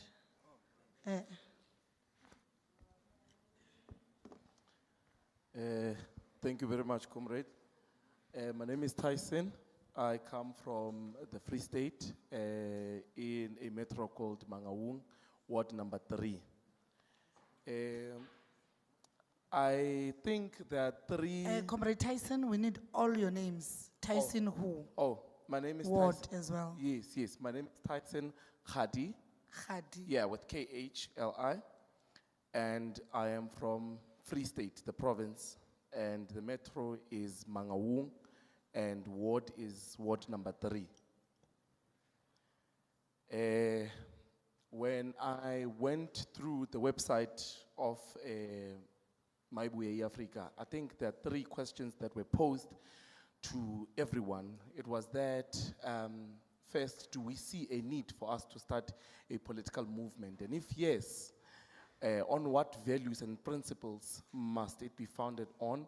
And 2, how should this political party be funded? And 3 was, how should we distinct this political party from other political parties? So one thing about Comrade Floyd is that when he speaks, he covers all of those topics, and when you're about to get into it, like literally, he has already covered all of those, he has already answered them. I think even from the beginning, when he started with this, he had literally outlined some sort of a shape of what this movement should be like. My answer to the question is yes, we do need a political movement, and this political movement, I suggest that it be a home to other political struggles that want to see the emancipation of black people. By this, I mean we need to try to kill as many as possible political parties, because the black voters are being divided through all these political parties that are being established. So I would like to get to hear much more on that one as to how is this going to be possible from Mayibuye Africa. And also, I said yes, that we want for it to be established, and we want to, on the values that we want it to be founded on and principles, is that we want it to be a Pan-African Ubuntu political party. It must be centered around African identity, the values, unity and dignity, reclaiming African knowledge, history and pride. Like I already mentioned, that one thing about Comrade Floyd is that he covers stuff that you literally were about to talk about, like the history that we are learning in schools. From primary, when you are doing social sciences, you are learning about Adolf Hitler, people who have never even set their foot right here in South Africa. Yet we still have people like Robert Sobukwe. You don't read about such people. So we need to bring back that, the identity of our African people, and instead of having all these Europeans that we study much more about. The other one is it must be principled on the economic emancipation, which is a true liberation means of ownership of land as well, economy of the economy and the means of production by the people, not the elites that we see are the ones that are owning this. Okay, I'm gonna cut it then. Thank you very much. As you mentioned, we have a website. It is www.africa with a K, mayibuye.org. And when you go to our website, there's a WhatsApp number that you can also send your inputs. Yeah, thank you very much. Number 6. Thank you very much. My name is Ishmael Makate from the Valley University of Technology in Citibank region. Well, Comrade Floyd, in relation to the question of whether we should establish a new political party, I think I want to comment on that because in my view, this thing has already been established. This thing of public consultation is just for formality. Whether we disagree with it or not is going to be established. That is the first point. And So in all the platforms that you got, Comrade Floyd, you spoke very bad about the EFF in terms of it being a cult and all of those things, but I've never heard you speaking very bad about one of its policies, meaning you still agree with the ideologies of the economic freedom fighters, even if it is a cult movement. So what is your stand if we happen to succeed in terms of establishing this particular political party? Are you still open to go and negotiate with the economic freedom fighters, putting into consideration that there are 7 non-negotiable cardinal pillars that are waiting for you if you want to go and form a coalition government with them? In relation to the resources, I've got a problem with the poison that we are being fed at the higher institutions.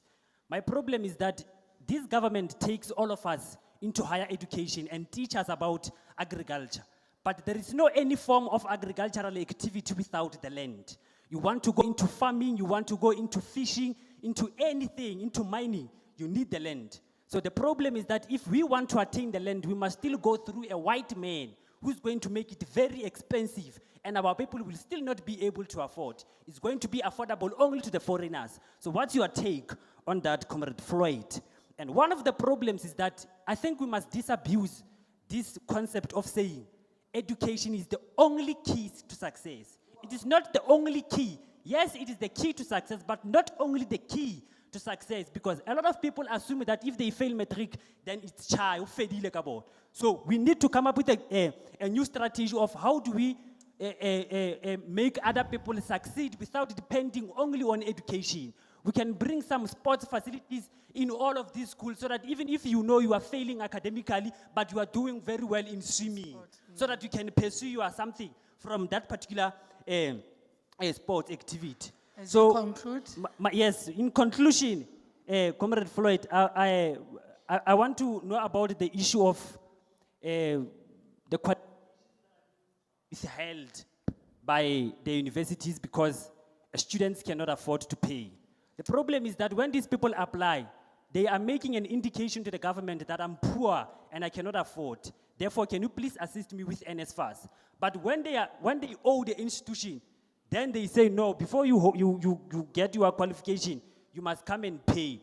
How? Because I've indicated to you that I cannot afford. That's why I've applied for NSFAS. So why are our qualifications still being withheld by this institution? Thank you very much. Thank you very much. I'm going to take the 2 hands there and then we close. No, 2 there and then we close. Okay, 2, okay. No, thanks very much. Okay, after him, the other one, and then you go, and then who else again? 1, 2, yeah. Okay, let's go. Thank you very much. My name is Ndo Prince. I'm from Limpopo in Vembe region. You know, Comrade Chairperson of the session. My point are 2. You know, all the submission that has been submitted by the young people here in this house, there is no solution of those submission without the land. But if you can check very well, and we have been assessing the process of fighting for the land, it's through National Assembly. And comrade, what you are doing there, you are fighting for the amendment of Section 25. But it's taking ages for you to achieve that. So my question to you, Comrade Convener, was, is it possible, I mean there is possibility in those restrictions that are there when it comes to the land, that at least you can try to fight the thing of the land downwards from the municipality level. Actually, in actual sense, I'm saying what stopped the municipality to have the right to mine mineral for the benefit of our people? Because individuals are getting access to our minerals. They are mining. And if you can check between the individuals and those institution municipalities, people who have money, the money is in the municipalities. So what are the restrictions that cannot be dealt with in that level so that our people get benefits? Because there where there is minerals and where there is mines, Comrade Convener, it's where there is highest level of poverty. And those people have minerals. You can go to Skukune, you can go to Tawazimbi. There is a highest level of informal settlement. Our people are living like animals there. But I think as Mayibuye, as we have agreed, and also the statistics agreeing that there is a need of a political movement on the ground, you all at least try to fight even using the municipality, if you happen to have municipality, to get mining rights and build our people proper settlement and also all the needs of our people on the ground. Second point is that, you know, you as the consultation was proceeding, there was a time where you call the entrepreneurs.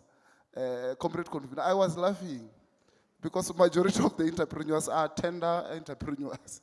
There is no entrepreneurs that are producing, especially food.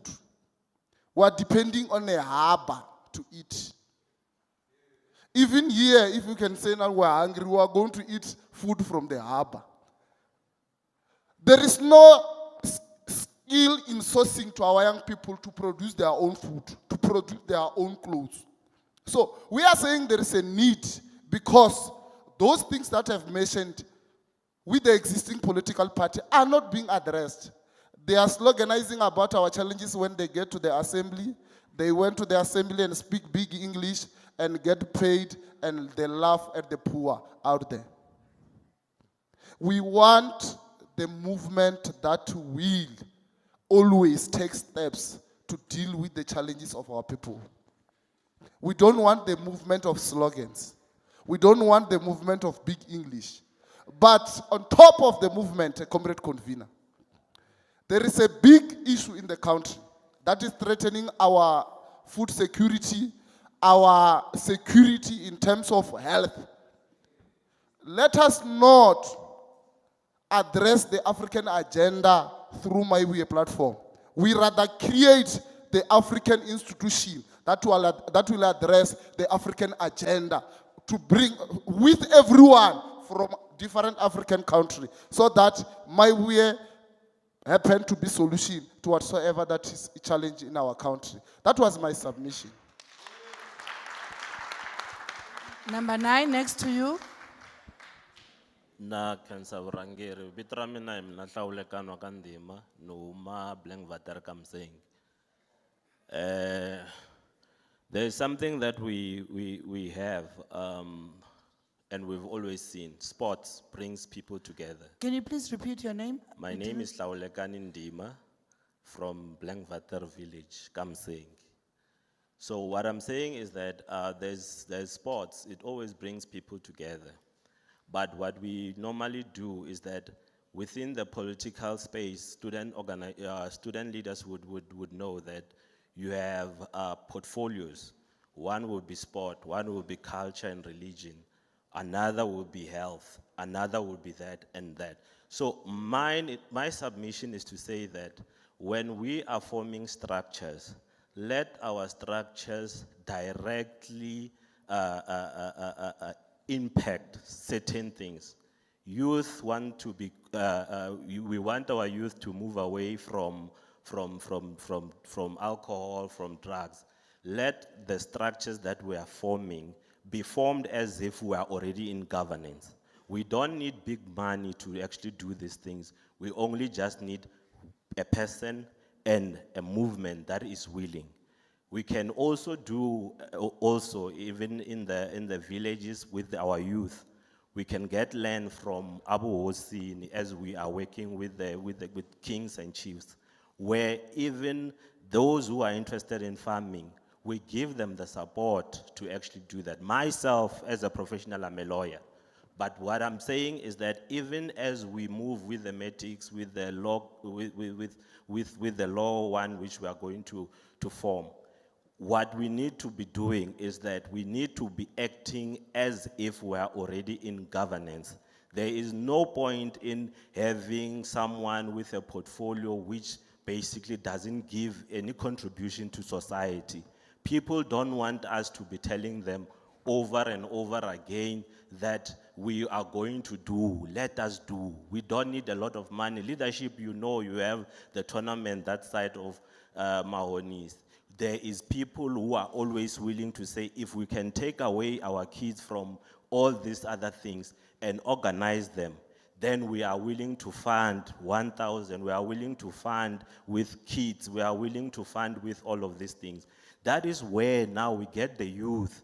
Now we start to get the youth and we start teaching, giving them political education.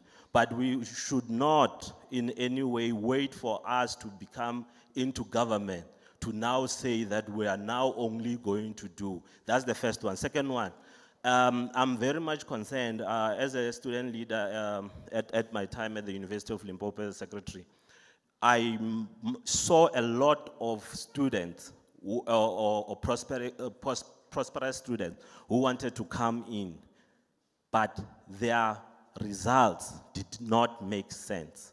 You have qualifications which will require students to have mathematics and all these things.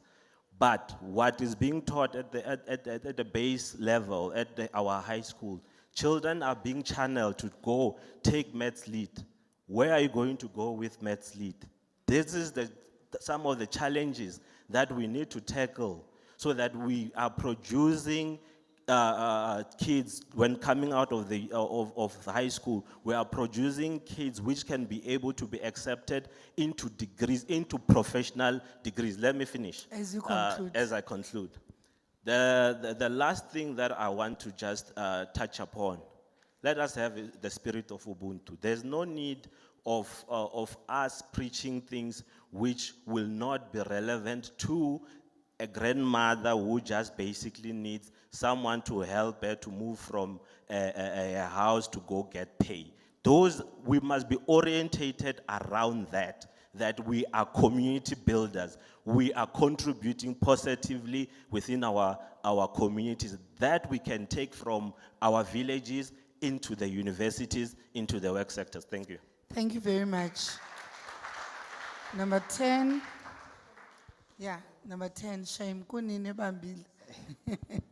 No, thank you, Chairperson. Can you kindly allow me to speak seated down? I have some stomach cramps. May you please stand up and then say your name? Yes, my name. Oh, sorry, you can sit then. It's fine. Yeah, I'm saying, Comrade Chairperson, kindly allow me to speak seated because I have some stomach cramps. My name is Donald Donza Padi. I get to Pitori. Comrade President, we want to tell you as young people of this country that you are the best of the best in society. And then you are an advanced person in this society. And we are not saying this because the other time when you were in Limpopo, there's a pocket knife that was sent. There was someone who was sent in the consultation to disturb them. Sent by those that are jealous of your political clarity and the leadership that you possess, that you always guide and give to this country. So I'm just stating facts about who you are. You are the best of the best in society, Comrade President, and carry that with you and know that the people of South Africa and as the youth, you have our support and we believe in your leadership as a whole. So, Comrade President, you are the best of the best. But to add on that is that I want to add an input in terms of how we must formulate the youth and student movement of the Mayibuye process. Because the reality of the matter is that the young people are waiting for it. They want to engage, they want to contribute, they want to form part, extensively put proper inputs and their talents to the Mayibuye process. So the young people are saying that the movement must start and it's late. And then one of the key things that I'm going to want to propose as part of the organization, the posture of the organization of the youth, because I think it wouldn't be well now that we say that there must be a student movement that operates outside the youth movement. We will try to put an input to say that in the youth movement that must happen because it's late, Comrade President, we want to work. we will advise that at the level of organizers of that structure, we must have 2 organizers. And the other one must be specifically responsible to organize the youth in higher education sector, universities and TVETs and the higher education sector as a whole. The other one must be responsible for communities in general. But we must start by, I was speaking with one director of one university to say that, look, we want to even contest this SRC elections. And he said that if you are having papers, constitution and relevant documents, you can even be allowed this year to continue that process. So what I'm trying to say is that even if when we arrive next year, in terms of SRC, registrations of institutions of higher learnings, Mayibuye must be leading at the forefront of making sure that young people in this country get spaces, are registered in universities of higher learning and TVETs, extensively so. So what we are saying is that, Comrade President, we want the organization to start. Thank you, Chairperson. What are your names again? Donald Donza Padi. Donald Karabo Padi. Donald? Karabo Padi. Karabo? Padi. Padi. Yeah, my name is Comrade Donza when they refer me.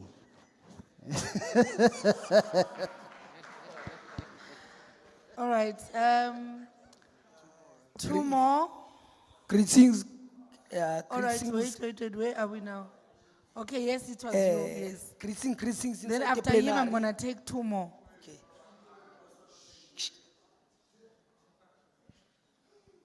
Greetings inside the plenary. I go by the name of Mongezi Shabalala, a grade 11 student in Gauteng. Mine will be very short and simple. Yeah, as we are students studying, our sisters from universities are studied, maybe, let's make an example, have studied 7-year course, are not employed. We also, as the growing up students, going to go to university, going to do the same thing, study maybe a 10-year course, then go back to our homes with no employment, unemployment. As a youth,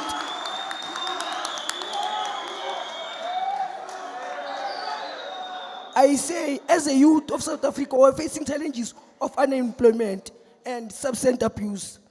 As we know, 46.1% of youth aged between 15 and 35 are unemployed. And then of that desperation, we end up using substance abuse. So I'm asking me as a young student of grade 11, is the same thing that's happening to our brothers and sisters, same as that's going to happen to us. So I have a question for Mayibuye Consultation. Leaders,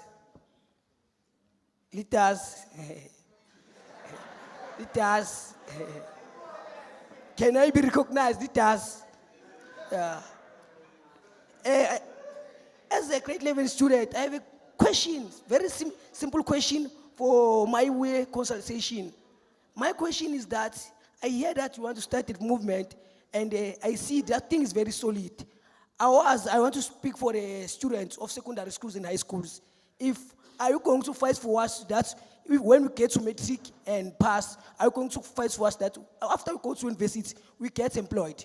Because we can't be busy going for theories, then after 7 years, we go back home where we were poor from home. We've tried to go and study, but we go back, nothing in hand, just a simple paper that doesn't even have, they must tell you about 3 years, what, 5 years, what. What were we studying for, comrades? So, Mayibuye. Yeah. Okay, you can carry on. Yeah. As young as I am, I'm standing right in front of you saying that I do believe in Mayibuye that could make change in our lifetime as a youth. Maybe we can get employed and maybe people can start looking for jobs and leave those substance abuse. Mayibuye. Africa. Mayibuye. I submit through you, which of the session. Thank you.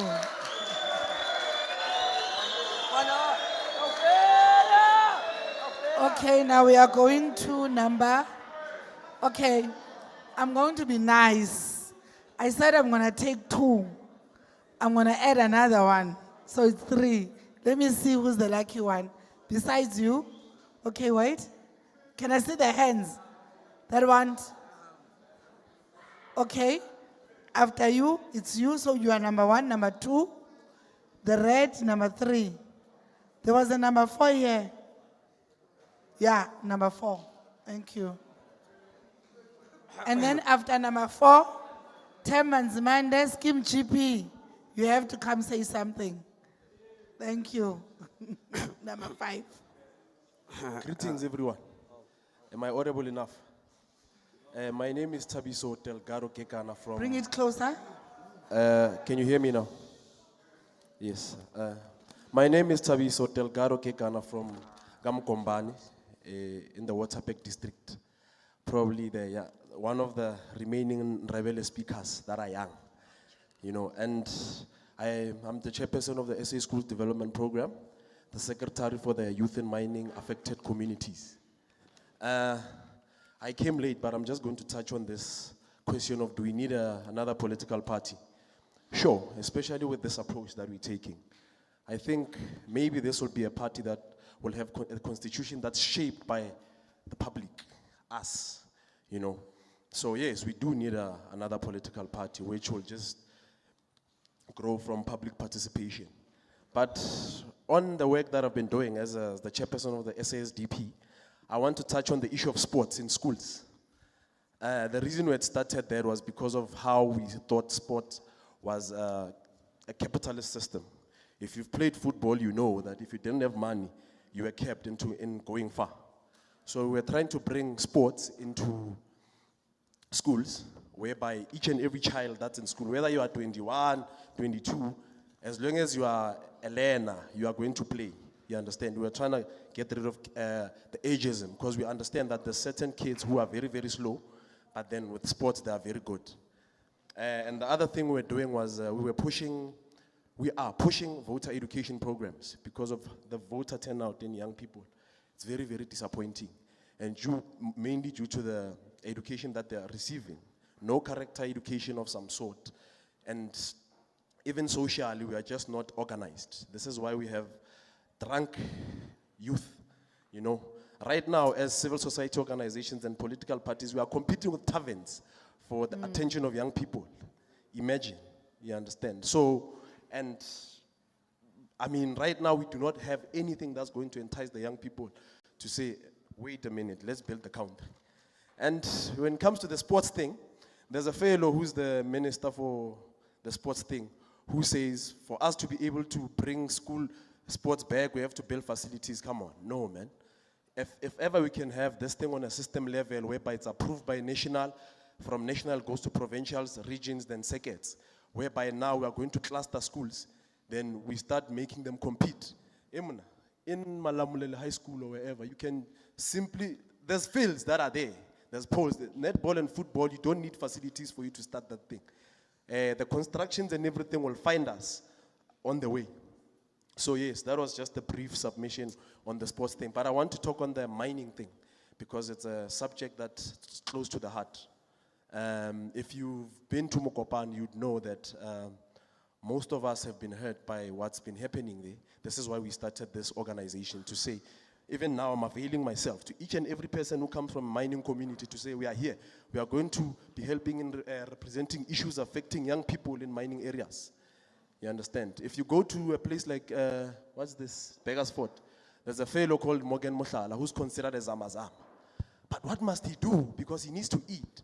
Black people are being shut out in terms of participating in the processes of mining, procurement, and all these things, businesses. It's only the people we don't know who are coming into our spaces and then contaminating our lands, but we get nothing in return. So what I'm saying now is that I'm availing myself and the services of the organization to say, issues affecting young people in mining areas, whether it be employment, procurement, environmental, we are there, we are going to push so that we can also benefit from the wealth of where we come from. Can't be from Gamkomban or from Begersfort or Tabazimbi, but still struggling. Thank you. Thank you so much. What is your name again? Please speak. Tabiso Delgado Kegan. You can write it with a K Tabiso? though. Systematically it's a K, but it's Kegan. Tabiso? Delgado Tegado? Kegan. Tekana. K-E Kekana. Yes. Hey, you rhyme. Thank you very much. And then number 2. Greetings to one. My name is Watch Mlambo. Who? Watch. Watch. Yes, Mlambo. Mlando. Mlambo. Mlambo. Yes. Mlambo. Okay. I'm from the Valley University of Technology. I'm a former SRC member. I led three times. Original, I'm from Pumalanga in Komaz. Comrade Floyd, when he started speaking, he posed a question that do we need to form a youth movement or a student movement? And everyone who have been standing and speaking, they've been raising the point that we do need it, and we all know that we need it. I did engineering. I'm still continuing with engineering. I believe in all situations, before we can find solution, we always do fault finding, whereby we have many whys, and those whys we must find solution towards the end of it. The way this movement it started in a good process, whereby it's a consultation process. Do we need this movement, and why do we need it? As they've been circulating across the country in all different provinces with different leaders from different regions. It will assist in finding all the problems, and then we gather all the problems, and then those leaders that will be there will come with the solution to assist in these issues. Also, in the formation of youth, it will also assist a lot, because if you can check the issue of unemployment we're having in the country, we must first find the base of it. The base of it starts from the basic education going to higher education. Because if you can check the way the formation is structured from the basic education, it closes channels for many learners going to higher institution, because you might pass with a bachelor, but you don't meet the minimum requirement of going to higher institution, because the pressure is a lot. We must, just to make an example, you find someone doing accounting, physics and agriculture combined, and then you fail one of the modules, and you are good in accounting, you don't get a chance to be exposed in higher education.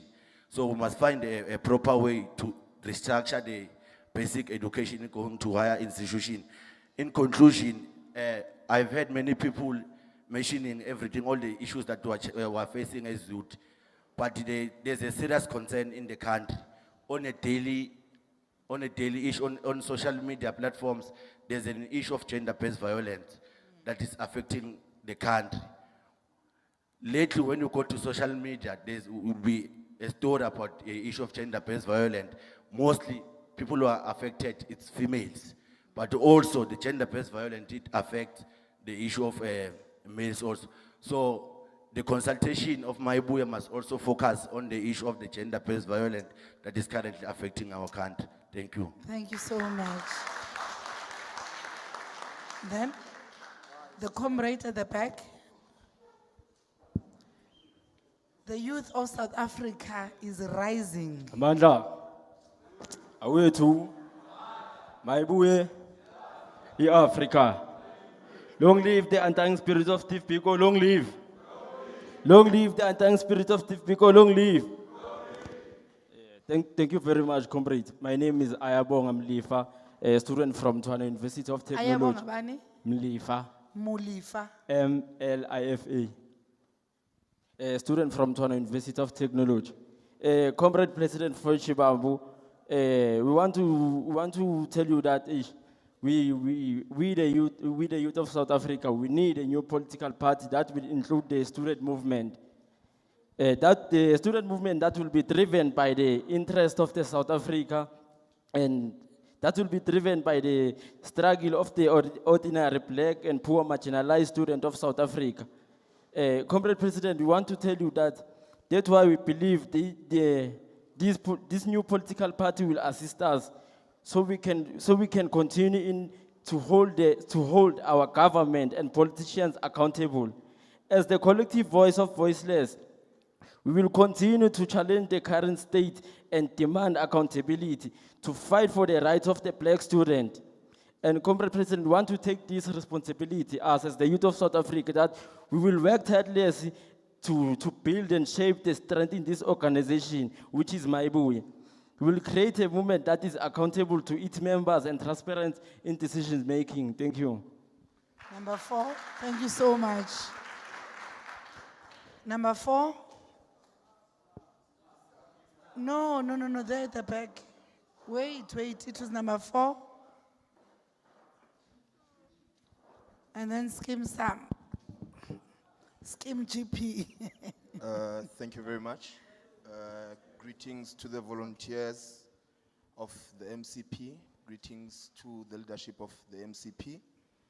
My name is Linyan Mutau from Tshwane, here in Gauteng.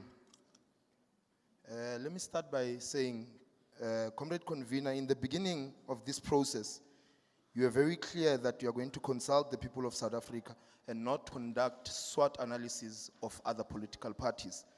And I say this deliberately because of almost everyone that takes the platform here, it's either to critique other organizational parties as to what is going on. Now, time and time again, we have cults, so I'd plead that we actually deviate from that and focus on the actual program of the day.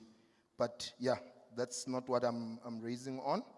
I only have 3 issues to just table to the House. 1, South Africa's unemployment rate is a pressing concern.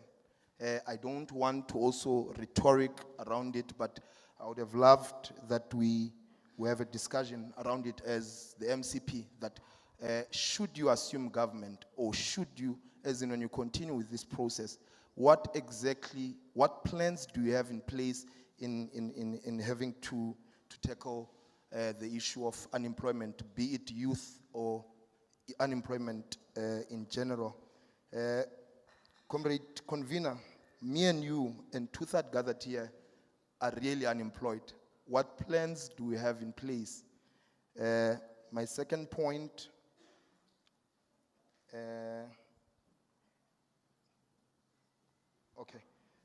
what plans do we have in place for the schooling curriculum of South Africa, such that when our people leave school, we're then able to produce work and skill-ready individuals? The last point is that, what is it that Mayibuye Africa will do differently from previous? And when I say previous, I say it intentionally because of we no longer have a voice and revolutionaries, but captured individuals across board. Kindly assist with above questions so that we can engage and we know what exactly to say when we consult our communities. Dr. Kwame Nkrumah long told us that action without thought is very empty. So I sit down. Thank you very much. What's your name? Your name? Lenient Mutau. Lenient Mutau. M-O-T-A-U. Mutau. Yes. Before Comrade Temba Nzimani Scheme GP, there's a Tenuskara, and then after Kaba. Amanda. Wait. Wait, so. Sibonge lo me phambi kwenu uNkosinathi Zwane ubuya e-deep level ebuti 1575 kaGogezola sibonge. Khaliphinda igama? uNkosinathi Zwane. Nkosinathi Zwane. Zwane. Yes.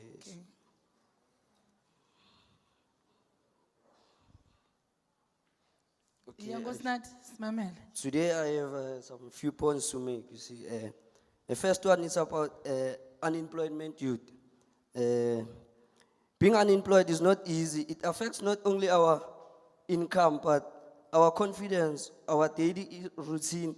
Many of us here understands the pain of not being unemployed and not how to provide for your family.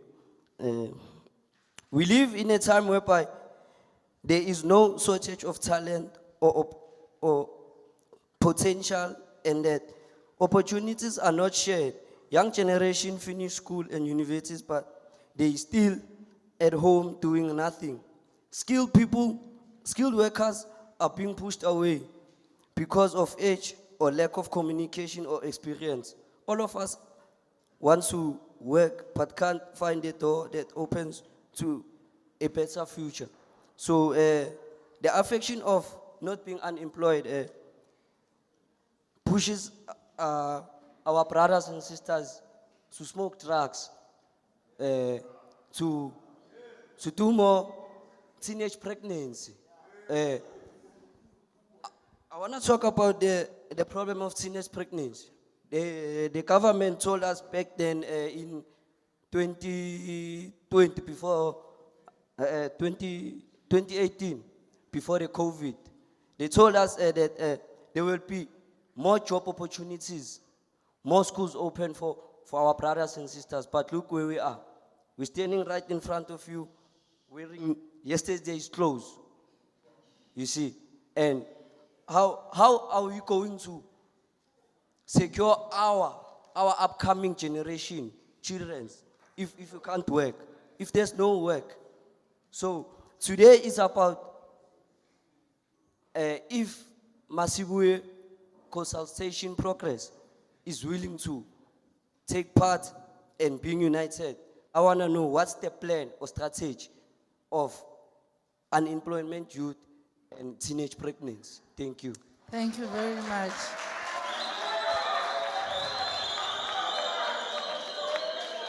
Temba Nzimande, Scheme GP. Viva Mayibuye Youth Movement, viva! Viva Mayibuye Youth Movement, viva!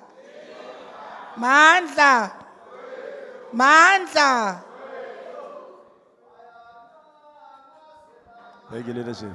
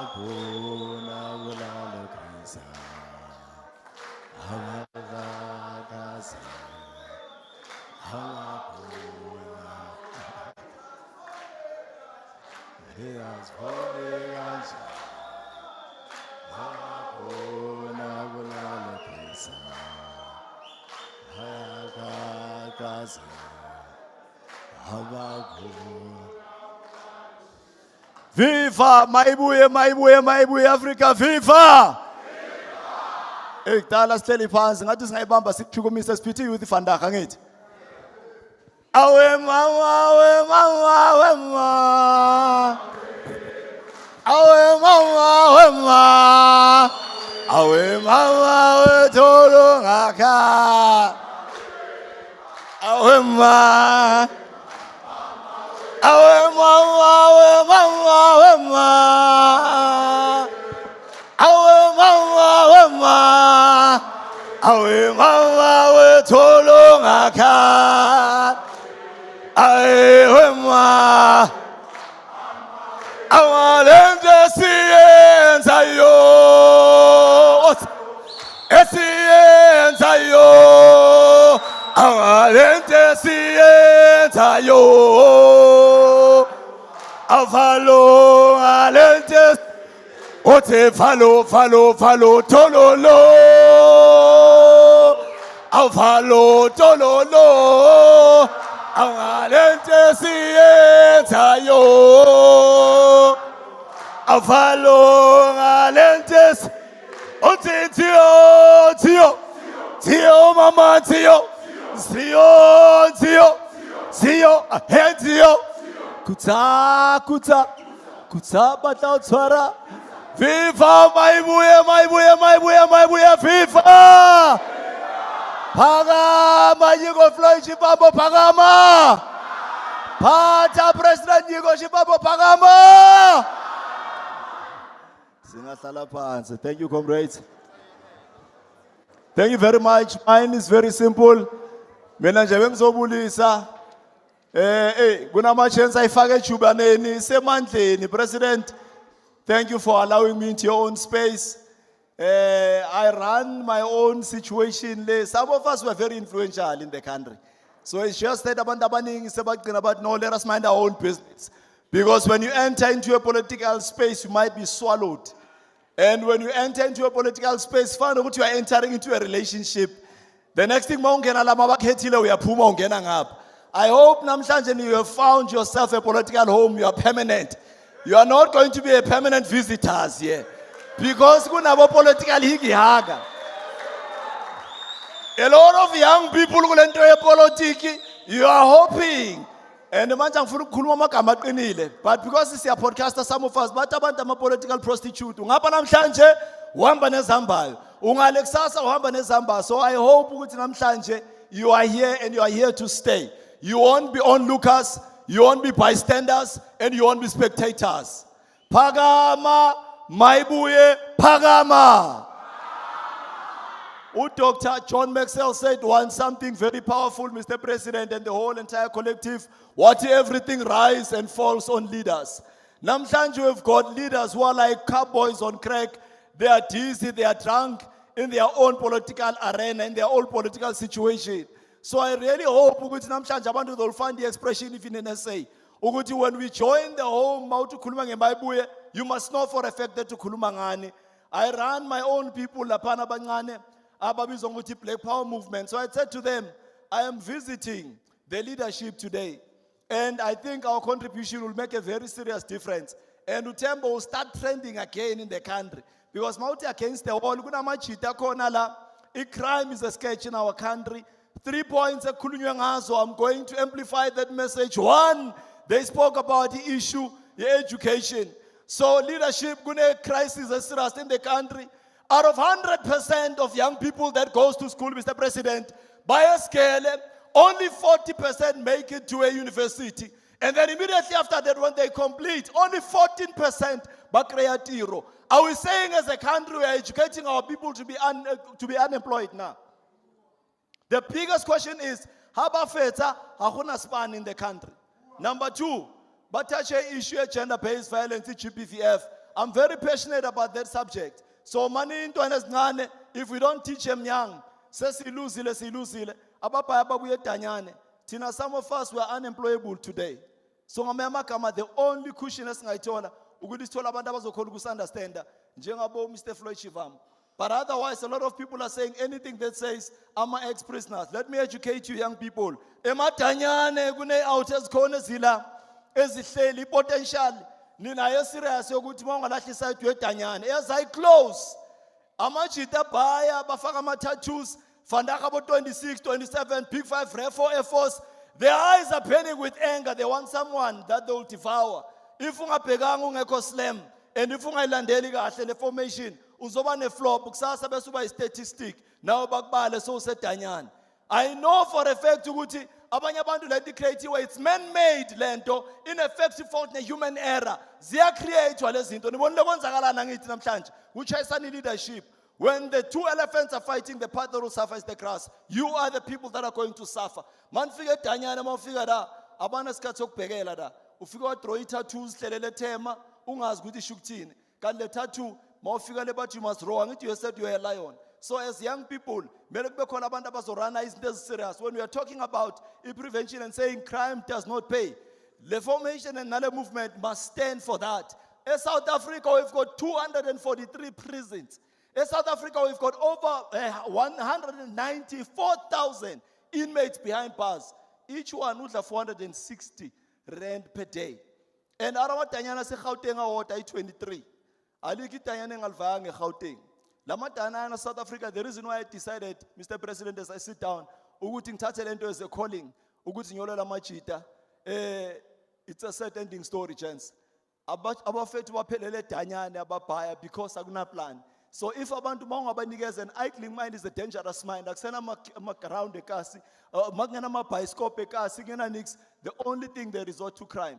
Fanda kukhulunywa ngama-cash in transit, kukhulunywa ngayo yonke into, akuna solution. Abantu ababhizi lena bakhuluma their academical point of view. Call us our scheme. I've been there, done that. I know what prevention is better than cure. So when I go around the country, ngiyokhuluma nabantu abeskele, in 2019, ngi travel across the length and breadth of the country. Today, it's more than 1,500 acres. One scale is not 2,000 acres. If ni serious ngalento esikhulumayo, ngicela ukuthi manihleli kuphela kungabi motivation as a mambo jambo. Sikhuluma because we are playing with words. We must be intentional about change. We must be intentional about the rehabilitation. When the guys are reintegrated, good babuye beze kwi society, you must know they are unemployable. Le whitefield bawufika kunama company, kunama factory avaliwe almost honke. Only maybe 30% yamashida spana ekas. So ngamanye amagama abantu bathi no, the only scapegoat ipolitiki. As ngirepa lento, the sad ending story and the sad reality is ipolitiki is the new spinner in the country. Abantu bavele bathi no, the only way, the new heist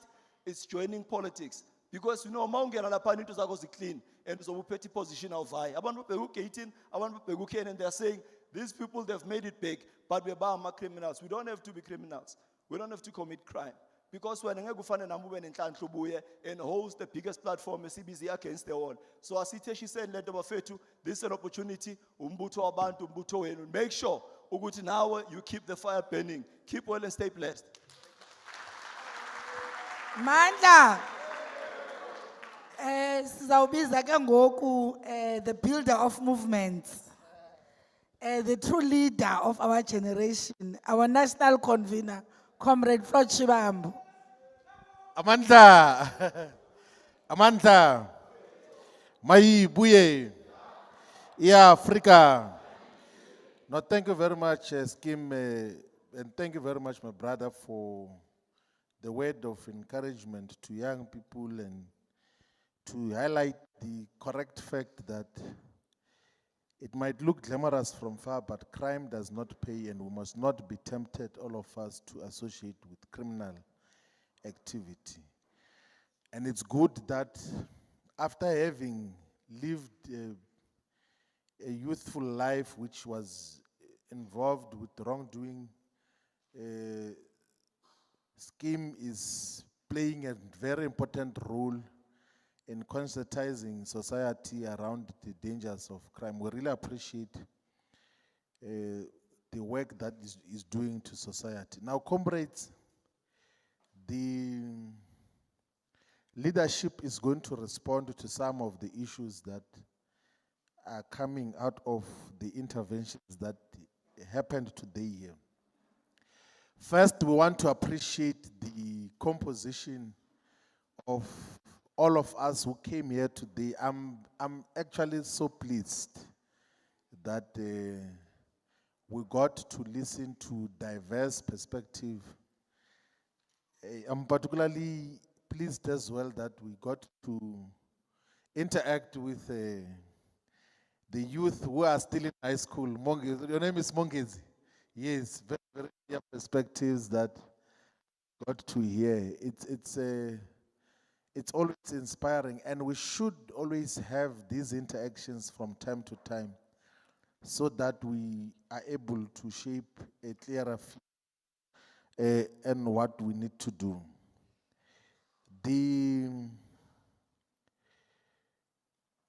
There's an issue which just, I think, must be taken up by everyone. We had taken that issue in our previous responsibilities.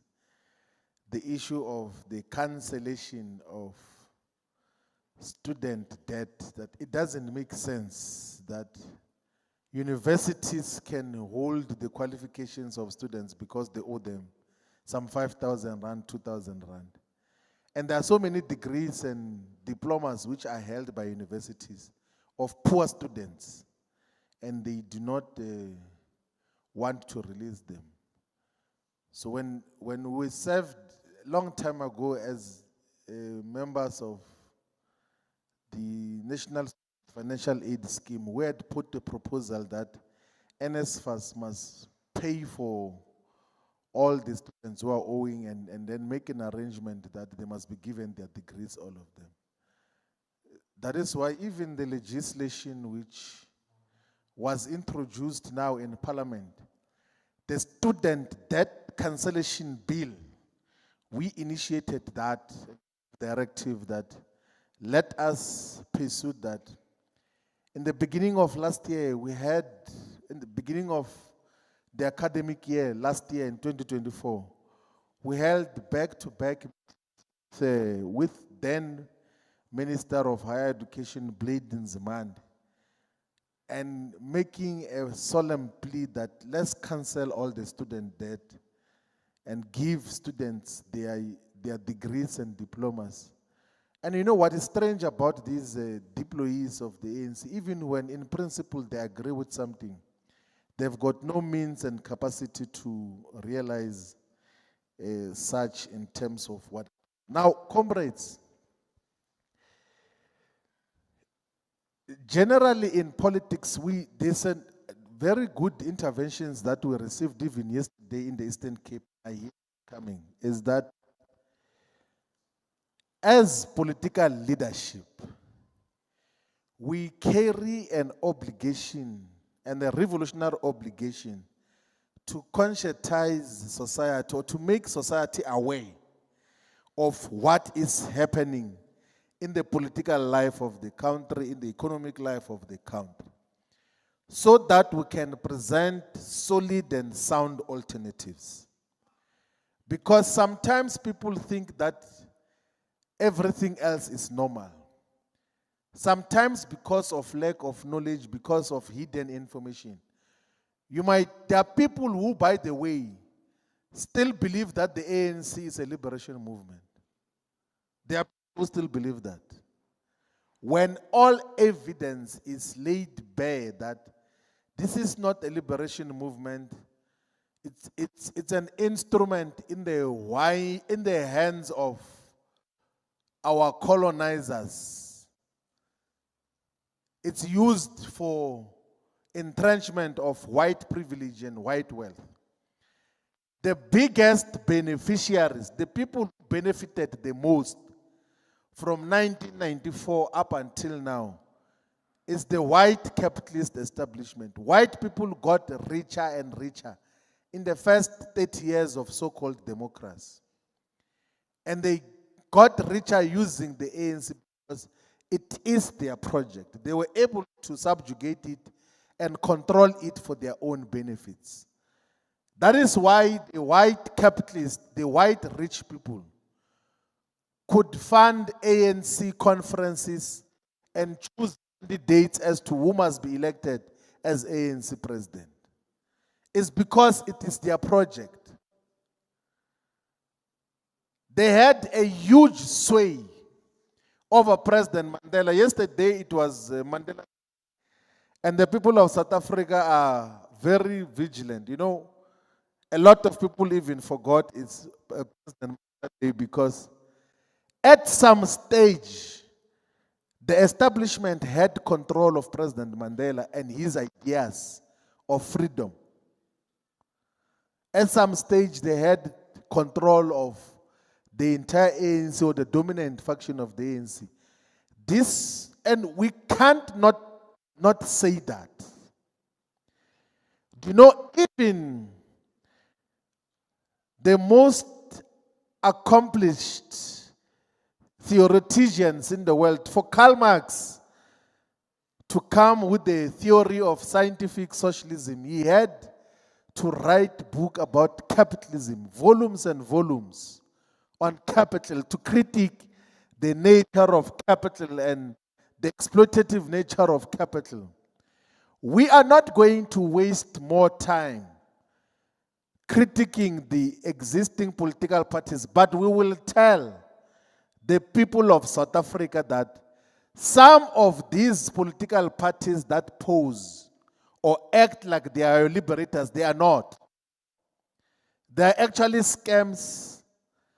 They are imposters' projects who pose as if they are revolutionaries, but there is nothing revolutionary about them. Who expropriate the language of revolution, but there's nothing revolutionary about them. When the time is right, we will write down to illustrate basic things. Do you know, I gave an example one day where a leader of a revolutionary party was refusing the removal of bucket toilets in Ekurhuleni because that person is the one who's supplying bucket toilets and is a leader of a revolutionary movement. When we pushed, they said, no, Floyd wants to destroy my business. And you know the bucket toilets, how humiliating they are. Those toilets, they get full with excrement, with human waste. And there is no honeysucker that comes to collect those things. But someone says, no, that is his business. We have got revolutionary leaders when there is resolution on insourcing of workers, insourcing of security guards. But they line up security companies so that the municipality pays them 20,000 rand per security guard. And they give that security guard 3,000 rand. And they don't see anything wrong with that. How are people going to know? Because when they go and appear in platforms, they say we are revolutionary, we are here for insourcing, building of state capacity. But in practice, and we can illustrate on many occasions. We can illustrate on many occasions and instances where there is nothing revolutionary. And you know what is even much more painful is that because they thought sometimes that we are same with them. Whenever there are no cameras, they will say their real intentions of a political program and say, no, these things that you talk about, Floyd, are just too much. Leave those things. We must make money here. That if we can make $1 billion from each municipality, then we're sorted. And these are the things that you have to deal with. How are people going to know without you talking about that? Because we must caution the whole of society before they fall into a ditch that stay away from what appears to be revolutionary projects. There is nothing revolutionary about that. And as if that is not enough, some even go to the extent of inducting young political leaders on how to steal government money. Induction. People who are deployed in government are called to be given an induction on how to steal government money. And how do we not say that? How do we not caution society about that? And then, it's like that. And we have to expose the weaknesses of the system so that, because people will say, no, but you have never given us a proper critique, or you have never told us about these things. We will talk about the details of what Mayibuye is going to do differently, but we have to be brutally honest about the true character of the existence. We know the ANC is beyond repair. We know that the other formations as well are not true liberation forces. The other one, there was an issue we're dealing with of Morocco now. Morocco is a colonizer country. It is in colonial occupation of Western Sahara. All the liberation movement in the African continent have been saying, let us liberate Western Sahara. All the liberation movement, all the progressive forces in the world, they've been calling for the liberation of Western Sahara.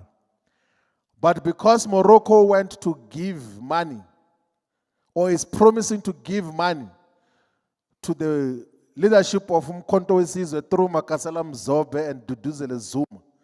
President Zuma is in Morocco now to say, Morocco, there's nothing wrong. with Morocco occupying Western Sahara against revolutionary forces in the world. And what do you call that? Sacrificing principle on the altar of money. How do we not expose that? Because people will not know, will think, no, this is a revolution, we're following revolution. And if we don't expose that, it becomes, but that is not going to be our politics. Our politics will be politics of change. Our politics will be politics of free education. Our politics will be politics of massive industrial expansion to create jobs for our people. Our politics will be to respect and honor royal, legitimate leadership that prioritizes the interest of our people. Our politics will be to honor religious leaders who honor themselves and respect their communities. Our politics will be about pushing real developmental agenda, which will end poverty. Our politics will be about ending inequalities. Our politics will be about redress of the economic imbalances of the past. Our politics will be fighting crime. Our politics will be real rejuvenation of those that have been in criminal situations but can still be mainstreamed back into society now. Those will be the politics that we push for. But we will do so with honesty. And we will do so not being a cult, that everything else that I say is final. We will do so with openness. That is what we are talking about in terms of all of these issues. But I really appreciate the otherwise very substantial inputs that we've got to receive today. I'm more interested myself in giving a structural character and form of the youth voices. I've got names here, but I don't think I must read the names before I canvass with the leadership, because everything else that we do here, we must first canvass amongst ourselves as leadership.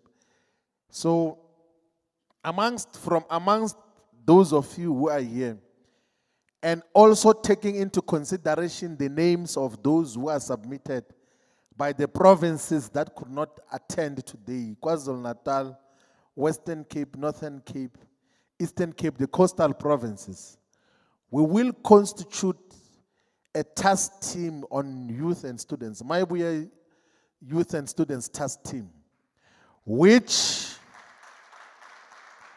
must autonomously go and discuss, even if it's a team of 20, 21 people, but all provinces must be represented. I'm interested as well with direct representation of students from secondary schools as well. Not that it's just university students and the young people who are working. It must be everyone, so that there is a balanced composition of that. And then you must get time to sit a smaller team of not more than 21 people to discuss autonomously what do we do with how we organize youth and students in Mayibuye.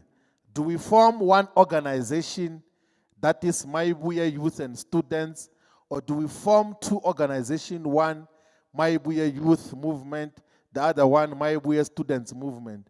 Or what becomes the approach? What becomes the immediate things? The reason why we want you to engage in that process is because when we go to the National Convention, which will launch Africa Mayibuye as a movement, we want the youth to be already organized by then. It must not be, we are launching now, we're going to organize the youth later. We want the youth to be organized. We want students to be organized. We want the women structure to be organized as well. We want the structure for religious sector to be organized. We want the structure, if needs be, of royal leadership to be organized, so that we know who do we deal with in different sectors of society. And then we're able to move from there. And comrades, we have to be impatient on how we organize. What causes and drives revolutions is impatience. There's nothing wrong with impatience in a revolution. Because if you're too patient in a revolution, you'll be 60 years old and you only realize later that nothing has changed. Nothing has changed, and then you'll be going door to door in television stations and criticizing people when you had the time to take a decision, you didn't take that decision. So we will constitute a movement. So we will, after consultation as well with the province, some of the names that we have, we might find that the province had other ideas about those names for the roles that they can play at the regional and sub-regional level. But we will constitute a task team, and then we get you time to meet by yourselves, and then you write a comprehensive report on how to organize ourselves as Mayibuye youth and students and what becomes the way forward. And out of that meeting of yourselves only and alone, you must also propose a program of action on youth and students consultations. When do you go to institutions of higher learning? When do you go to high schools? What becomes the character and nature of your consultations? When ourselves were busy with traditional leaders and churches and provinces, the youth and students must be consulting as well, doing the work so that we have a clearer perspective on what is to be done. Thank you very much, comrades. Let's allow the other leaders to give perspective as well. We really appreciate. Thank you very much, President. Thank you very much, National Convener.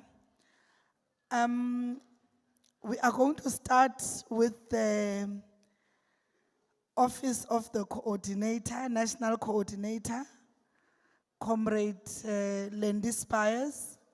Then after that, we are going to follow with the TGO's office, the Treasurer General's office, the two fundraisers, Comrade Tsepo Mahanuke and Comrade Menzi Makubane.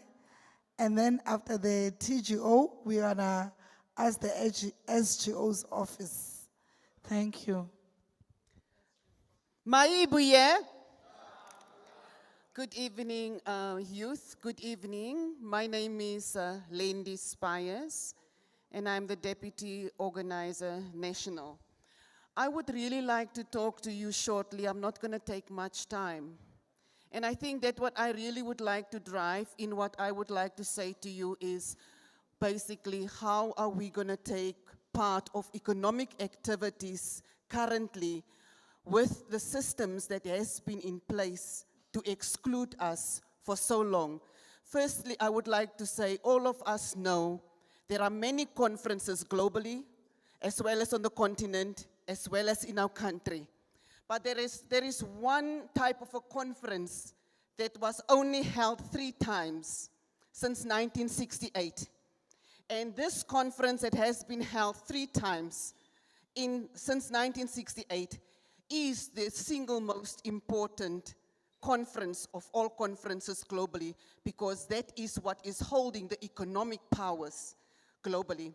All of us have acknowledged there is something wrong, and it all points to systems. And I would like to say to you, when the world really have changed, because I'm going to come to exactly where our economic opportunities lie as a youth. We have in 2012 the MDGs. I'm sure most of you have heard about the Millennium Development Goals. And after that, the Millennium Development Goals was not complete, and it has to change. Between 2012 and 2015, the world was busy consulting as to what is the way forward for the future of the world. Things had to change for the world, which means the SDGs, the Sustainable Development Goals, was under conversation, and the world took part, every country took part in that. But unfortunately, our communities were not kept abreast of what was happening. In 2015, the world changed forever. Systems has changed forever. The policy influences for the effect of sustainable development goals can be felt today. The reason why all of us are saying something is wrong with our system, and it started in 2015, those adoptions. Immediately after 2015, there was a post-2015 development agenda. Their development agenda was to say what policies is going to be placed where, how, and by who. And we as Africans were not part of it. We went to conferences where resolutions were made for us. Then the agenda 2030, which is the single most important agenda, because Agenda 2013 is the new urban agenda. The new urban agenda is the conference that took place 3 times since 1968, because everything in economic development, like housing development, every construction project globally and in the continent and locally is Agenda 2030. Now I would like to say to you, how was Africa tricked out of Agenda 2030? How was our president tricked to accept Agenda 2063? I'm not sure if many of you know about Agenda 2063. Agenda 2063 is the African Union, was formed in 1953 and 1963, and 2063 makes it 100 years. When we as Africans were tricked out of Agenda 2030 through our president's influences, that means that we are diverted away from conferences. Now I'm coming to where we're benefiting. Agenda 2030, which is a new urban agenda, is immediately accessible to all communities. Our government is the only government that's got legislation through the integrated development plan in every local government for 30% participation on every single project. And we as Mayibuye, we are proposing that we must have youth community development forums to take part of those processes immediately. If we take part on those processes, no government can stop us in this continent. But now I would like to say to the DA, you are reversing this. You have been even removing it from all of your websites. The IDP process has been kept hidden, and now it has been demonized by being called it is construction mafia. No, it is not construction mafia. It is community participation. And for us as Mayibuye, our immediate solution should be that we must have youth community development forums as Mayibuye to take part in every regional structures and local government structures when it comes to the participation. Thank you. Hayi strong Mayibuye ine solutions. Sizawucela ke TGO Comrade Makubane and Comrade Mahanuke.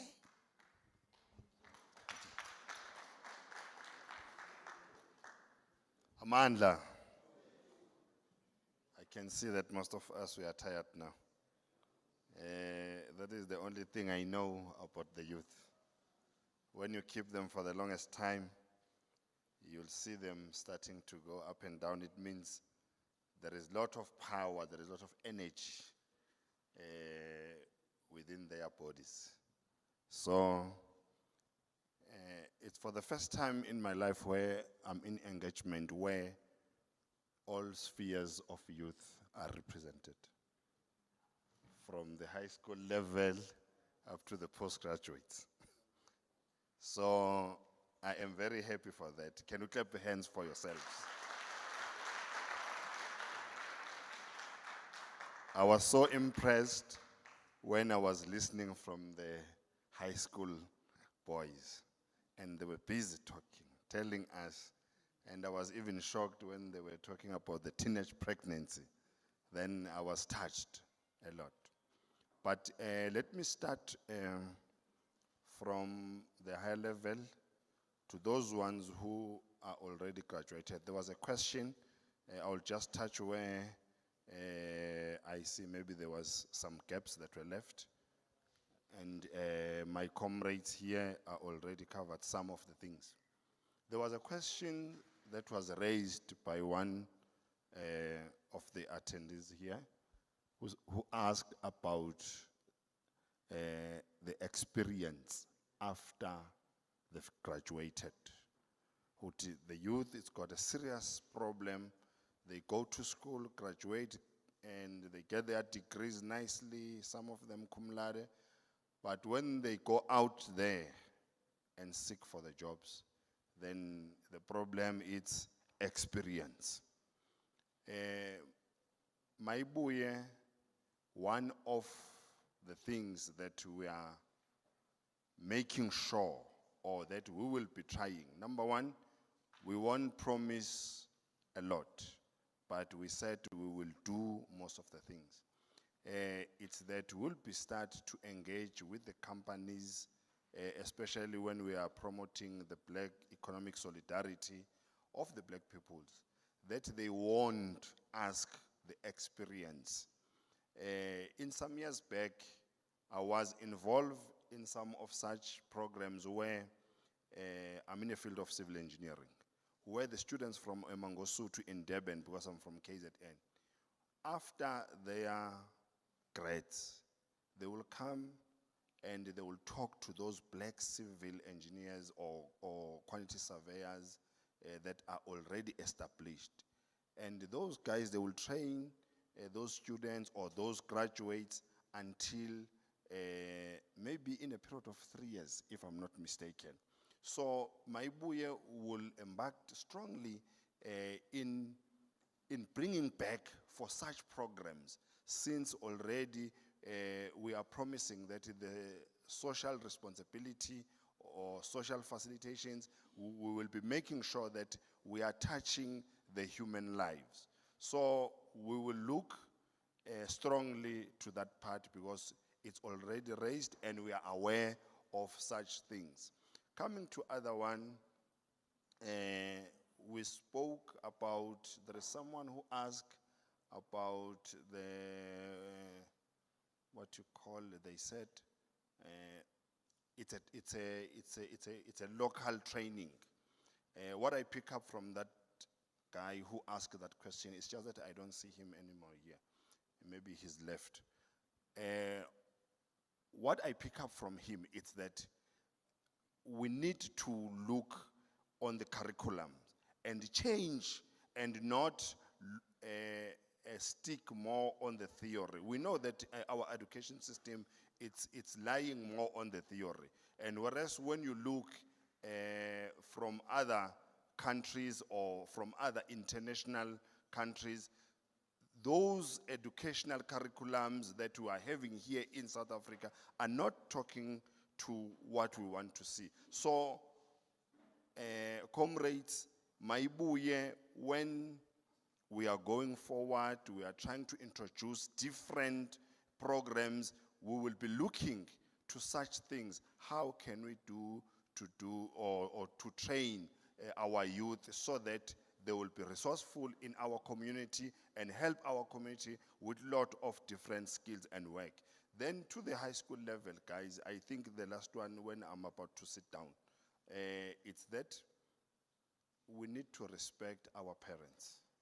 So that is the most thing that we need to preach to our colleagues, to our peers, that we need to respect our parents. Because most of the time, we will end up saying there is a violence that is happening, all of those things, but only to find that it's us not respecting our parents and our elders. So in Mayibuye, it's busy and it's preaching the gospel of a respect from at a young age up to the elders. So comrade, let us, as Ubabunzimane was here and telling us all of those things, let us take those things and go with them back home so that we will start to practice such things. Then at the end of the day, we will know that Mayibuye is a serious different movement from other political movement that we have in the society. Thanks a lot, comrades. Thank you very much, TG. I'm gonna call the second TG. Yamono TG unxibe iskipa sika Thomas Sankara. Thomas Sankara joined the army at the age of 17 and became the president of Burkina Faso in his 30s. Kuthena be South Africa ingakwazi kwenzeka lonto. Funeka niyilwele ke ma comrade. Sibe no minister abancinci. No Patrice Lumumba naye waba prime minister at the age of 28. So iMayibuye funeka ibe ne ministers at young age. Comrade President, thank you. Amandla. Away too. I hear about Thomas Sankara and Patrice Lumumba, but I will tell you about Comrade Floyd, that he became the ANC Youth League spokesperson at the age of 25. So now he started very early. Mayibuye, Africa. Comrades, it has been great and we have had. And as always, I would stand and say, we listened and we have heard. The task before us is enormous, and we are not merely raising, as the TGO office, we're not only raising funds, but we are raising the consciousness of our people. You suppress the youth, you silence the future. And the future has come. Mayibuye! Mayibuye! I urge every one of you not to retreat. Asibuyele muva. Siya phambili. Let us become the architecture of our future that we want to see. Let us formalize our structures and pool our resources and invest in the mission with the same courage we invested our time and ideas. Let it never be said that we lacked commitment. Let it never be said that we folded when the path became steep. Our generation may not have started the fight, but by God we will finish it. I therefore encourage every one of you that when you go back with a mind that says the future has come and you are the future. Amanda!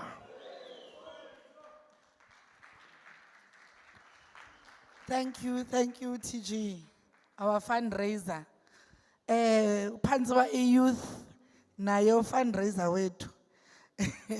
Sinabantu bonke apha kuMayibuye. Sizawucela i-office kanobhala. Ngaphandle kalotata iMayibuye ayikho usisitixo sale moto. Comrade SG.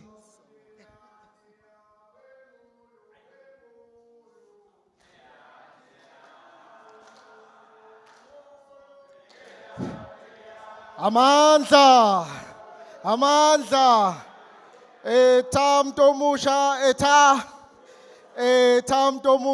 eta, Mayibuye, Africa, hola mtomusha, hola. Thank you very much, Program Director, National Convener, the leadership at large. Okwami kuncane. I just want to say, Comrade, thank you very much. So you must make sure whatever was presented here, it's become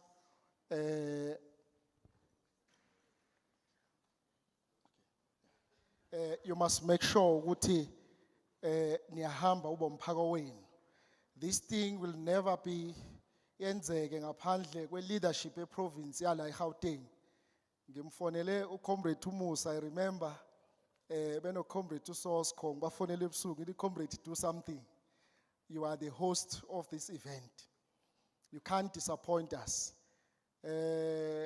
Angamboni kodwa ngimbonile Comrade uMusa phakamala ukhona bakubona, national convener, umphathi wenu, chairperson ye-province. Comrade Umusa, Nonela.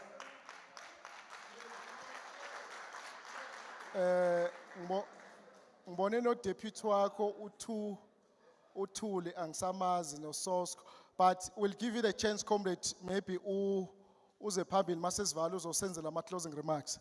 Comrade, lot of things has been said. There's few things that I want to say. Comrade national convener, he said sizokwenza ama structures, which is quite correct. 21 youth that will be constitute youth, including ama students. Then lo 21 uzoba gender balance, which means if kunabantu besilisa about 10, kufanele kube nabesifazana about 11. So asizukuthatha abantu besilisa kuphela, asizukuthatha abantu besifazane kuphela. Uzoba gender balance and geographical spread, which means in all 11 provinces, in 9 provinces, we'll need a youth from there. Number 2, comrade, asiyekeni ukuba ama political influencers and political celebrities. Let us be abantu abasha abahloniphayo. Let us be abantu abasha abane ideology yokuliberata nina niziliberate nina. Number 3, comrade, niyeke lokuthi nivalela abanye abantu abasha ukuthi wena masongenile abanye abasezungena wena leader manje amanye ama leader asekho. So stop gatekeeping, allow other comrades to come balidane. Okugcina sekuzophakama uDSG, phumana otshwaleni nakuma drugs. You are empowering ama drugs lawo esikhala ngawo emalokishini nasey'koleni. You are empowering those people. If you can stop buying drugs, those people, they won't survive. Kunama product are discontinued, this product has been discontinued, which means abayithengi abantu, nani stop buying drugs because i-market yakhona it won't succeed. So let's go back emakhaya, siyo liberata abantu abasha, ikhona sizoba isizwe. Just imagine ngabo Oliver Tambo and Mandela, they were busy using drugs. Lelizwe ngaba sikho la sikhona namhlanje. So we cannot liberate izwe ngabantu abaphuza utshwala. We are going to liberate this country with a sober youth nabantu abazimisela ukuliberate izwe. Amandla.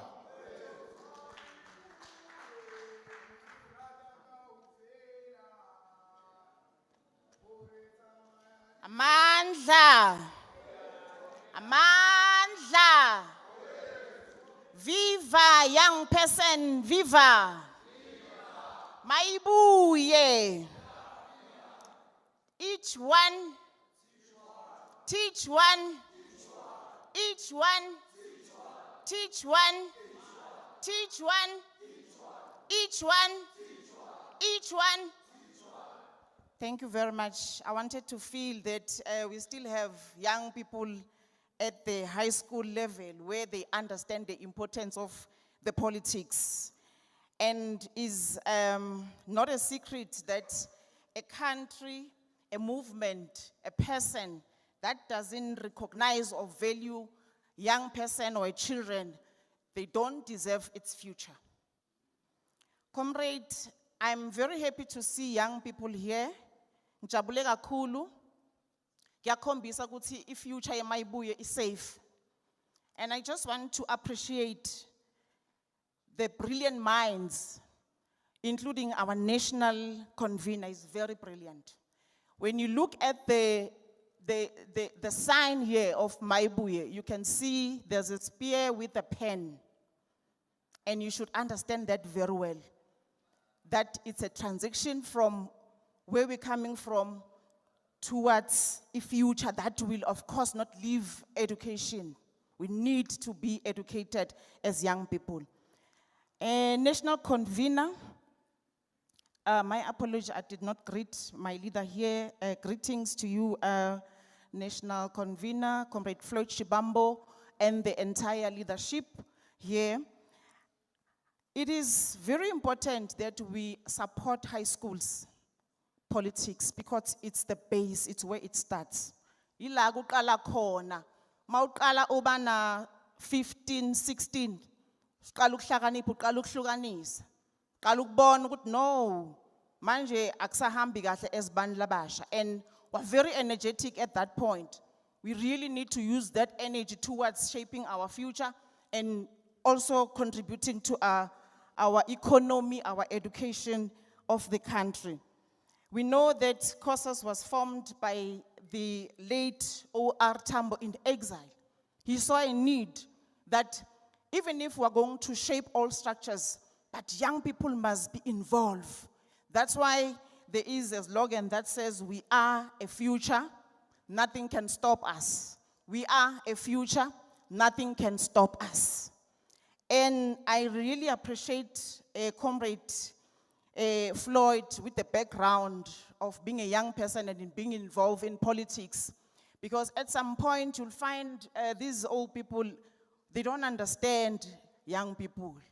So it takes you to be there to understand ukuthi umuntu omusha. Not that we are disrespectful. Sometimes at school you'll find teachers want to, I'm a former member of courses from high school. You'll find teachers want to confide us, want to tell us all the time. But there's something that we have learned through discussions and formulations of courses, that when we are radical, it does not mean we must disrespect. It means we must put our points, we must champion issues of young people at heart with respect. We did that, some of us, and I'm sure it's the very same ideology that Comrade Floyd is sharing here, because most of the time, even among ourselves, we'll say, please make sure that you don't insult, you don't be radical by making the next person feel bad. Just put your point clearly so that they can get to understand exactly your point. I just want to indicate that I've seen most of high school, because I had an opportunity to visit schools. When you ask the principals there, the management there, do you have COSAS here? They said, no, we don't have. So I want to plead today as I stand up to say, let's go back and revive those COSAS movement. It's very important. It starts there. When you get to your university and this high learning institution, you already have that vibe of understanding the rights of a black child towards education. The Freedom Charter speaks of all doors shall be open for learning. It's our policy that we're not going to neglect, we're going to support it, and how so? We need strong structures. We need young people in all level to take it very serious. Because they say if you want to hide information or you want to continue cripple black community, make sure that their education, you see our educational system is really not assisting us. It was something that was coming down here. And we really, some of us here and you need to make sure ukuthi siyolungisa le system. Ukuthi umuntu lomusha, umuntu lomnyama bangangafundzeli kohlala ekhaya. Makafundzele kowenda msebenzi aqashele abanye bantu. This is the system that we want to speak to. And these are the systems that we're going to correct. I want to also acknowledge that I've heard when you were deliberating as young people here, that you know exactly what we must do. We know what we want as young people. Siyakwazi lesikufunako, ayikuthi asikwati. And sikwati so, sine problem yokuthi noma sik outline sikhuluma ngako, akufiki kuwela etidlebeni letidef. Like for instance in parliament you've got abantu abadala. And I'm happy that even all our consultation process, it was indicated that we want young people there. We want abantu abasha there who are going to infuse izinto ezifuna ngabantu abasha. How can umuntu lona 70 ayongitshela ngefuture yami when I'm not part of it? Uyobe sekafile naye nokufa. They won't be there, all these old people. They'll be dead because our lifespan has shortened almost to about 60, 50, 70. They will be dead, and they're now planning our future, which is not fair. I think it's a point that it was indicated in some of our deliberations, and our chairperson here, our national convener, is taking them very serious and he understands. You see, what makes me happy is that he understands when a young person is speaking. He knows he's coming from that background, that young people should also be involved. Young people should also be taken very serious. And I'm sure he has responded in most of the issues that were raised here. But for us now is to go back and revive ourselves at the high school level. Causes must be alive. Let these young people speak their mind. Let them tell us how this future should be shaped. As well as in all the institutions, higher learning institutions, we want you to be very vibrant. Let's go and recruit more of young people who are going to speak the future. We are the future. Nothing can stop us. Thank you very much.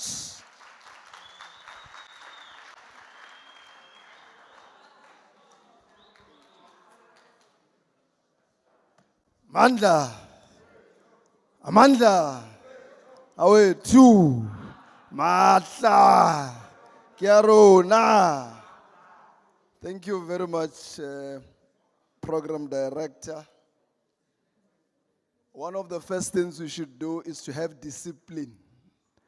You cannot have a leader standing here speaking and you are murmuring that side. That's ill discipline. So it's the first thing that you should address. Yeah, comrades, let's thank you for making the time to come to this program. The program was a consultation program to hear from you what you think needs to be done. So we're seeking a mandate. And I want to thank you for giving us a mandate that says that we should proceed and form a political movement. Because that is the first thing that we should tick. Thank you for that. And clap your hands for this very important mandate.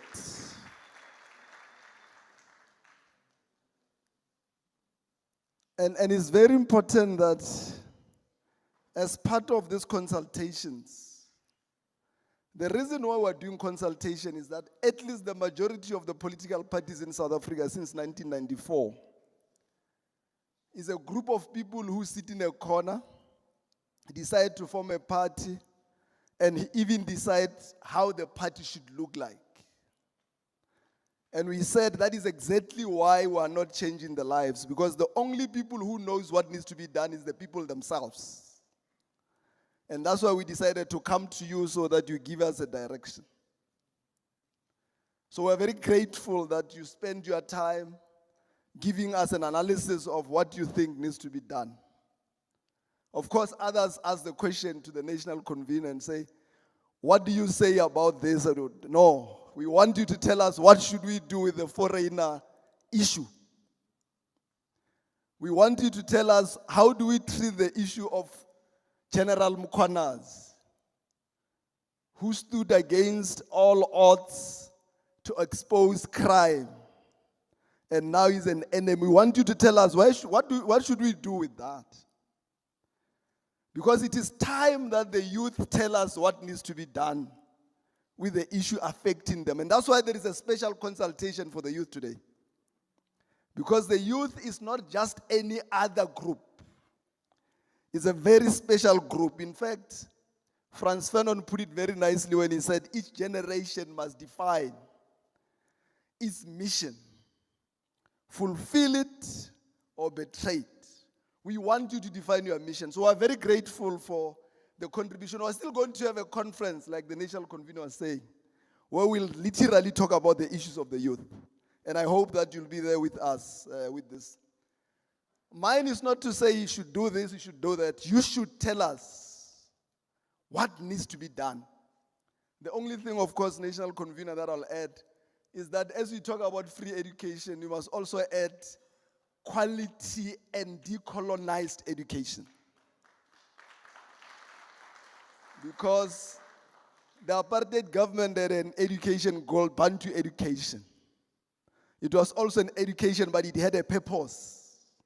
The purpose was to colonize us. So don't forget that as you debate, because that is very important that you dismantle that. And of course, the issue about also considering in the movement the high school students as part of the movement, the COSAS arrangement is very important because we get poisoned at high school. And that is where we should manage the poison. And as I close, sometimes I wonder whether you are angry enough as the youth. Sometimes I think you are not angry enough. There are over 5 million young people who wakes up in the morning, they don't know what to do.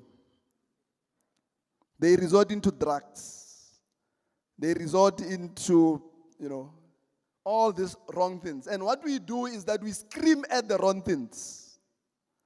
But you don't understand that a society that does that means the youth have now lost hope. They are now powerless. In this country, only 17% of the youth are voting. 17%. And maybe national convener, the question now is becoming clear that the question must no longer be about whether we should form a party or not.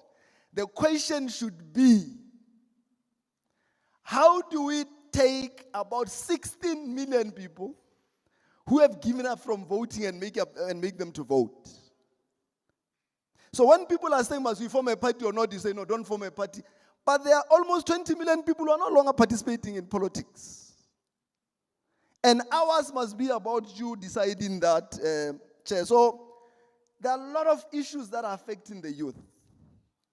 A lot of issues that are affecting the youth. 55% of the youth live under poverty line. And the list goes on and on and on. And I'm saying this, Chair, that your responsibility is deeper. It's far deeper. And you are the only ones who are going to take this Mayibuye to the next level. Some of us have tried as the youth who have failed. And we want you to take that bait. And Amanda, away too. Thank you very much. Thank you very much, Comrade Luther. We are going to call now the Gauteng convener, Comrade Musa Nobela. And after him, we are just going to close with prayer and we meet again. Thank you. Mandla. Mandla. Mayibuye. Mayibuye. Mayibuye. Africa. Mayibuye. Africa. Zavalaza mutomusha auna tuto ya mahala zavalaza. Zavalaza umtomusha auna mhlaba zavalaza. Zavalaza mutomusha auna tuto ya mahala zavalaza. Zavalaza mutomusha auna mhlaba zavalaza. Thank you very much, Deputy National Convener. Let me take this opportunity to send our greetings on behalf of the consultation team in Gauteng to the national officials.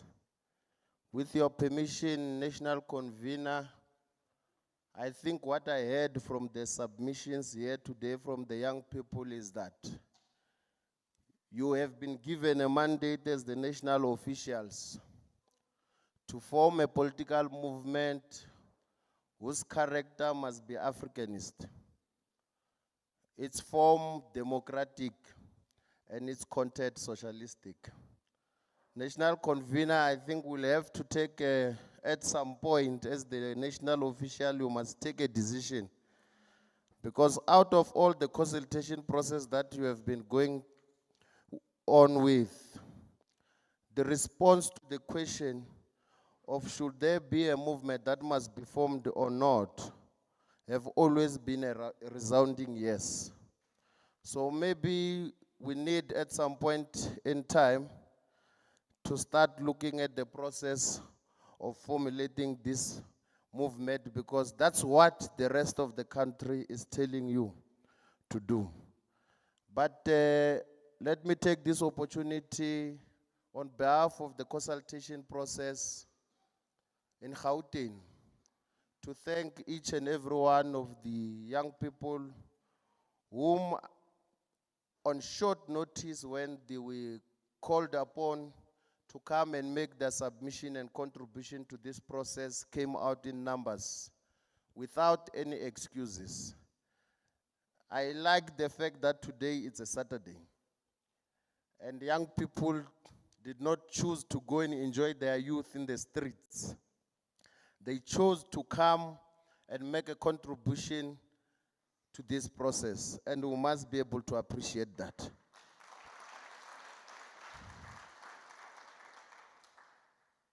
Chair, I think I was also asked by the SGO to make this announcement that young people must eat. They must not go back to rest with an empty stomach. So I'm told that I must make this.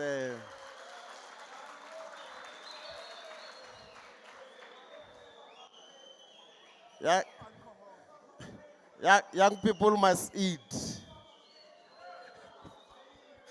So every time national convener, you ask young people to come to a program, they always say this: young people must eat.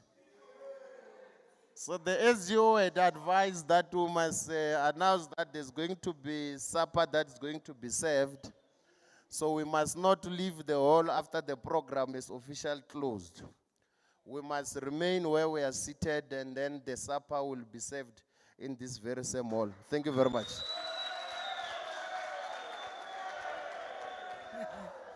Thank you, comrades. Thank you, leaders of the country. We are closing right now. We are going to ask our National Women's Wing of Mayibuye to close this session with prayer so that the Almighty can bless every young leader in here, guide them with courage, discipline, and love for the people. Comrade